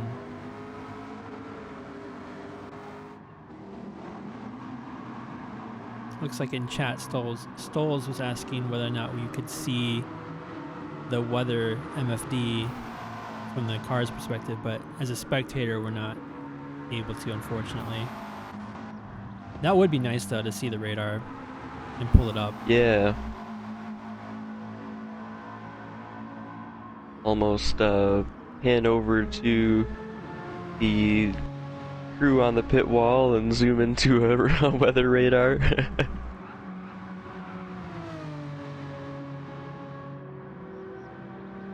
Trackhead here in 14th place. He's sticking with it. He's not too far behind from Token Timmy here. Pick up an extra point, I think. Is it 14th and 15th get 1 point for finishing the feature race, so that would be 2 points for 13th, I believe. Looks like Token Timmy's probably gonna have to make another stop due to his softs. Tire wear. Yeah. Yep. Yeah, sometimes places in team championships, driver championships, do come down to 1 point, so every point matters. Yeah, I really love the team format of this season. Like, it gives everyone on the grid points to fight for, instead of having to be, you know, something like top 10 gets points only. Right. It makes it more interesting so that the whole grid is in a battle for points for their team. Yeah. I think even last place gets a point, so you just gotta show up at least and you'll get a point for your team. Yeah, for finishing the race, I mean... Yeah, unfortunately, Lamb King. Right. Yeah. Yeah, I feel like last place should I mean, yeah, they should get a point for finishing a 70-minute race or so. I mean, it takes a persistence to do so, and they're taking time out of their day. You know, it's not a they're not a driver by career. Fun hobby for everyone.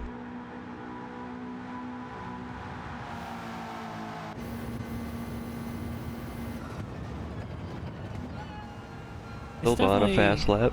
It's definitely the mentality of LRC in general. Like, we want there's plenty of leagues out there that are really competitive and it's all about the competition.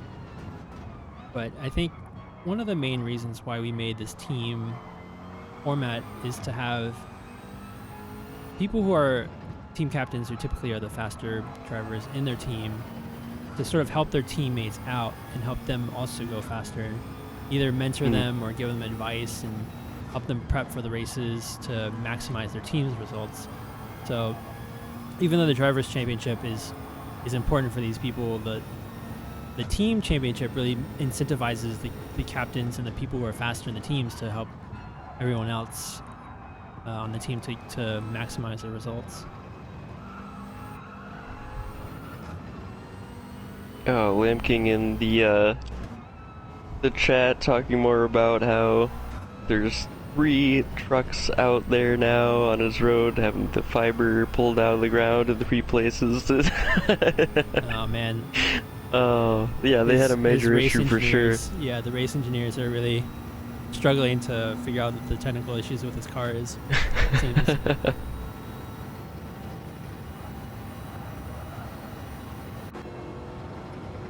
Yeah, certainly bad timing for that sort of thing.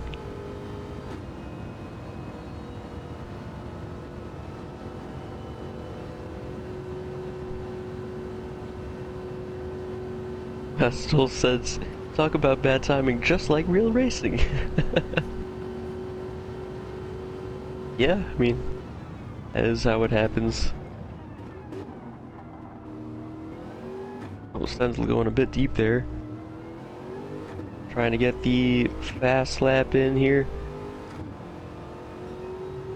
Oh, he was up in Sector 1. I think he might have just decided to conserve the rest of the lap. I love how the Aston Martin has a stick shift where every other car has paddle shifters.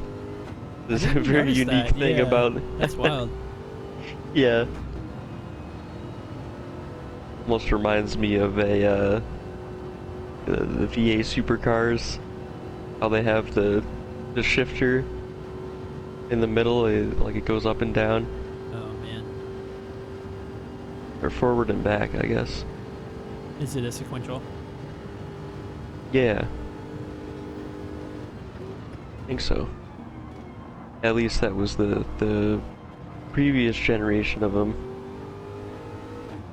I mean, it looks like the Aston is not a sequential. It's like a straight up just like 6-speed. Yeah, it looks like a... You can see him like moving into neutral and then like changing gears. It's wild. That's absolutely wild. Yeah, you can see the pattern on the shifter there. Yep.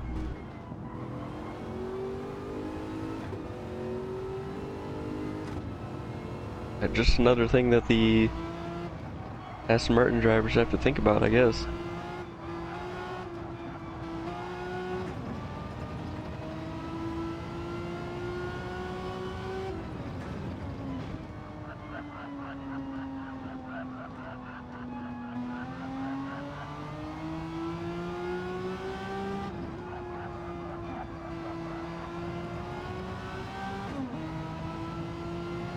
I think War Eagle might be trying to get these tires to the end.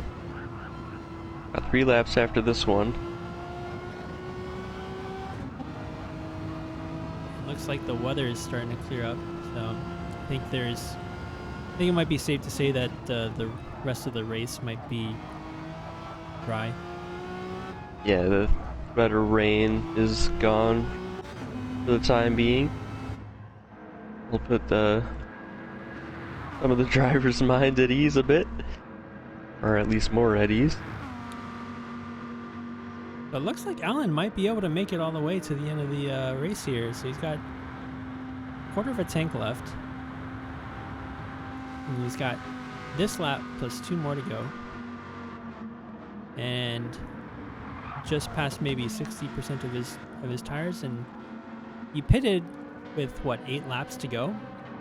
He's probably just over halfway his stint, so it looks like he'll be able to make it. And he's got a 22-second lead over Silva, so he's got quite a decent comfort zone there.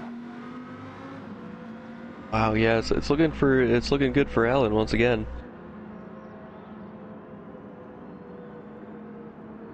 Yeah, has to really nurse those tires home. Try to avoid any sort of any aggressive maneuvers when those tires start getting really low. Make sure he doesn't crash or lose any significant time.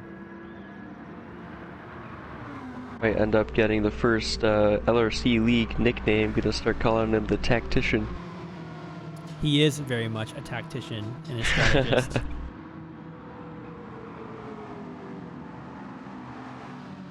He's like he's Silva. A spreadsheet guru. Like with the Sunday Cups, he has all the spreadsheets and it has all the and stuff. So I can definitely see him having these crazy complicated spreadsheets for the league and to optimize his lap times and stuff and introduce scenarios where there's rain and whatnot. I bet I wouldn't put it past him to have mapped out this exact scenario of having rain to start with and finishing the race on dry slicks.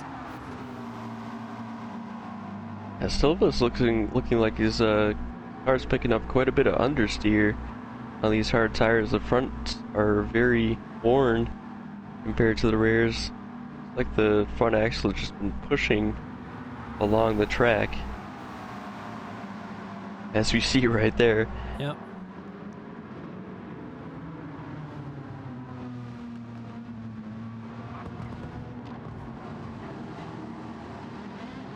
Yeah, it's possible maybe he's not generating enough tire temperatures on those fronts to get it to really bite in the turns there.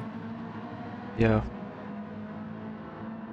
You can see how the wear is so much more on the fronts there for the hard tires. So it could be... Is that Token Timmy in a battle right there, who just got past... Could be. Let me check. The Ferrari? Or no, that was a different... Nope. That was a different McLaren. Sir Hames and Raleigh, there we go. Yeah, he just passed Raleigh, it looks like. And Raleigh's got that damage on the front left there. Yeah. Yeah, I thought there was quite a big gap between Raleigh and Sir Hames, but that damage must have really added to his lap time, lap per lap, and Sir Hames was just putting in the consistent ones.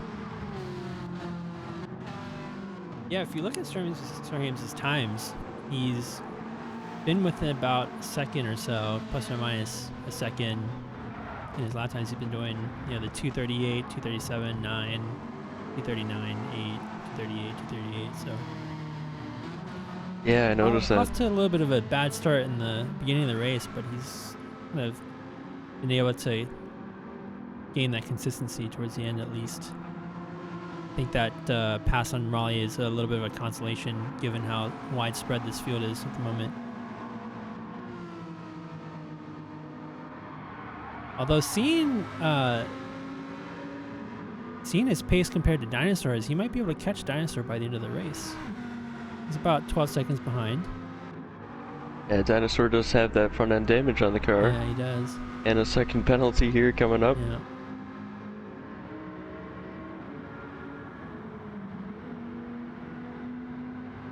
Yeah, how are Sir Hames' tires looking? He's on the hard? Yeah, he's on the hard. Yeah. Oh yeah, it does look like his pace is slightly slower than what Dinosaur has been doing.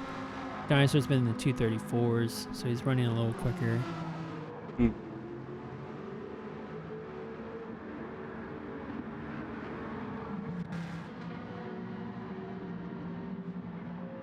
Man, Rogue has greatly improved from the first half of the season till now.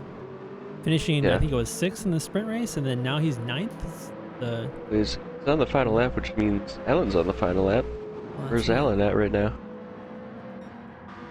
There you go. He's down the Kimmel Street. Nice. 33-second lead to Silva. I think if he finishes with this kind of gap, I think that'll be the largest gap of the leader. It makes sense. In the season. Rain really favors the tacticians in the league, and Alan being the strategist that he is, takes advantage of that. I'm really impressed with D-Jams making that recovery drive up to 5th place right now. Like he was sideways in a wall in middle of lap 1. Everyone was going past him, and up to 5th. He did have to make a extra pit stop for repairs, I think.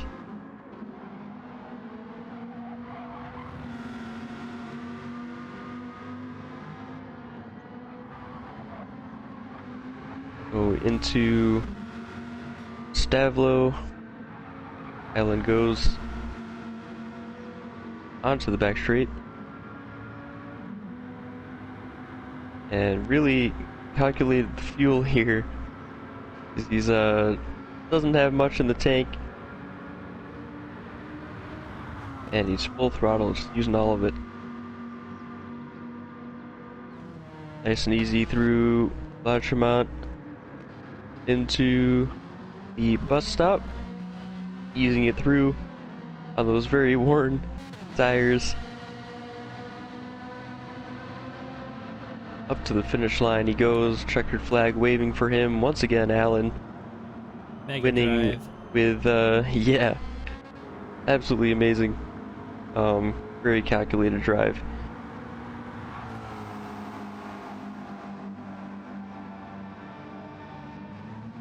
And here comes Silva. Had a very good sprint race and takes 2nd place here in the feature, so very good points for him. It's like D-Jams has picked up the fastest lap, 2-minute 28.5. I think that might be faster than the pole time of Silva. Stenzel coming home in 3rd place. Another podium for him. He'll be happy with that. Ford Eagle on very dead tires and very little fuel left in the tank. I am surprised. Making it to the end. Yeah. Wow, 4th place finish for War. That's a great result. War Eagle in Given 4th place. their start of Trackhead the will race, be yeah. Lamb King and Trackhead will be very happy with that.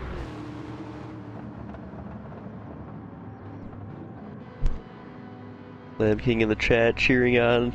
Way to go. War for P4. DJM's the recovery drive. We say that the championship drives are based on foundations, and the foundations are built on the worst the worst outcomes of the beginnings of races.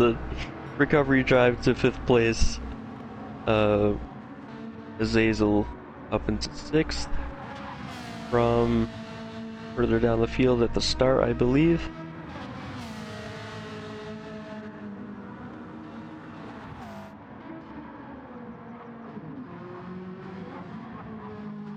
Bike Guru in that JSF Ferrari taking 7th place.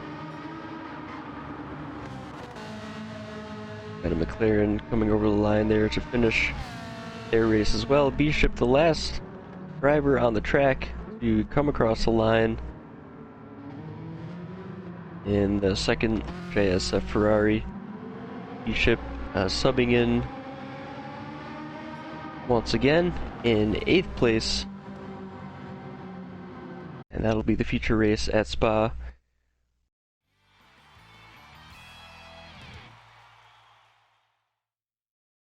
Alan taking victory again. That's his 2nd win this season, I think. Well, that was really, really crazy watching like the last stints unfold. We're just both thinking like, okay, they're gonna have to stop again, and somehow they all made their last stints work, even with the softs and a lot of them.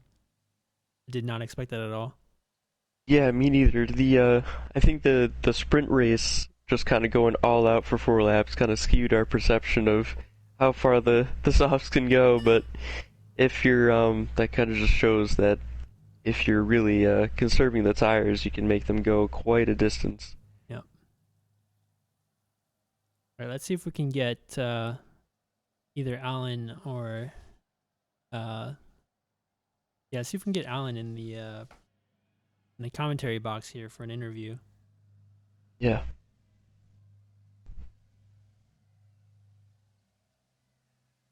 Lamb King saying DJM's coming from the back after that crash. That was amazing to watch. Yeah, I definitely agree. Yeah, I think is 5th DJM's lowest finish in the feature race? I think so. I think in the feature race, yeah.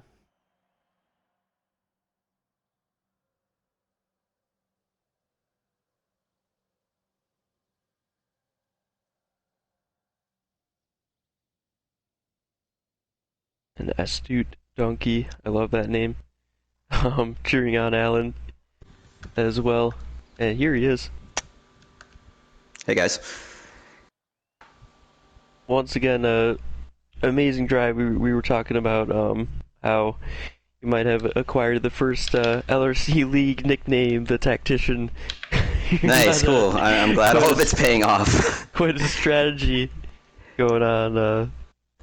Did you come up with this? Did you kind of foresee this kind of situation going into it with the rain? It was actually kind of not, I don't know if lucky, but just like one of my like random things I did is I went into a dry single player race and I put on inters, and I wanted to see like part of my prep is like what's the fastest I can do on any tire compound at like different paces, and for funsies, I guess I threw on intermediates, and I was like, oh, it's not that bad. It's doable. I mean, it's awful, but it's and so like part of my like strategy is finding like those crossover points of like when is the best time to switch to different compounds, and so that prep kind of paid off. I didn't think it was just with like the infrequency of rain, but yeah, it paid off. And then after that, it was just kind of mental math on like I really wanted to do a one stop. I mean, that's just kind of my game plan kind of going into each weekend, but I was able to calculate a 2-stop, and it paid off. So I'm pretty happy with that. Yeah, so gathering all the data, it seems like, and making it work, kind of adapting to the conditions for sure. So. Yeah, I mean, a ton of that feedback comes from Dinosaur and Azazel too, my teammates. Like, there's only so many like simulations I can run, and like they kind of have to rein me in. Like, I don't think that's a good idea, man. So like, shout outs to them too. Like, we're a great team. Yeah. Like the mad scientist stuff I do in our Discord chat, they kind of rein it back in, or they like, again, like I love seeing all the possibilities, and they'll just kind of go off on their own and do one thing, and I'm like, oh, I didn't think of that. That's great. Like, how can I incorporate that, or how can I give feedback on that? So just a great team effort all around. Nice. Yeah. Yeah. Well, great drive again, and you got some good team points. Continuing the battle with Empowered Motorsports in the team championship.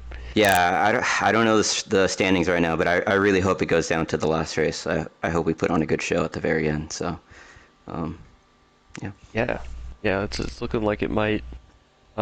Between a couple different teams, we got a couple different battles going on for position in the championship, so it should be interesting.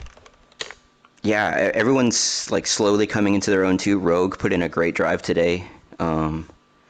War, I feel, is another person that's kind of been flying under the radar. Like, he has like really great drives. He's not active in our party chat, but he just kind of like hammers it each weekend. So I'm curious to see where he's kind of at. I don't know. Everyone's great in this league, so I'm glad everyone's having their spotlight. I want more people in this commentary booth at the end. So Yeah. Yeah, we were talking about War. He really put the drive together for. Shout out to Lamb King there. Yeah. Yeah. That's the heartbreak of it. I hope if he's in the stream right now watching, dude, we missed you. Like, no race is the same without you. So. Yeah, he is. He's saying shake and bake. Oh, yeah. Awesome race. Thank you. I don't know if Stenzel's going to drop in. I hope he does. But yeah, thanks for hosting, guys. Yeah. Wonka, you got anything? Oh, no, I was just going to say, there you have it, the strategist. Thanks for hopping on the commentary booth, and congratulations, Alan. It was Thank you. Absolute mega win. Thank you. Alrighty, guys. I will see you next week, round 5. Yep. Alrighty, so I wish I had like a provisional results for the driver standings and the team standings every like at the end of the race that were live. But we do have to review any steward incidents, any incidents that would happen during the race, and dish penalties out if we need to. So standings won't be updated until the next race, which will be at Brands Hatch. Yep. A week from now. So yeah, stay tuned. And we got a couple. I mean, we always have events throughout the week going on at LRC, but again, the next major one, I guess you could call it, is the FTGP. Do you think you'll be streaming that one on your end? I will be streaming, but I won't be commentating. I'll just have the stream up and potentially just have party chat. It'll be more of like a hangout than anything else. Yeah. Nice. Yeah. All right, so we can look forward to seeing that on the channel. And I think that'll be it from us. Right? Yep. And then if you're into racing and want to join the collective, just scan the QR code on the bottom right of the screen, and that'll take you to our Discord where we post all of our events. And the season, I think, has 2 more races left, or maybe 3. But yeah, like Toasty said, we have a bunch of other events that are going on that are not league related. And then once the league is over and we're in the off season, we'll have a bunch of more one-time kind of standalone events for people to join in. But it's a good time. And again, like we were talking earlier, it's a place where if you're a beginner, an intermediate, or even if you're an experienced sim racer, and you want to either help other people, support others, or even just hone your own skills, definitely check us out.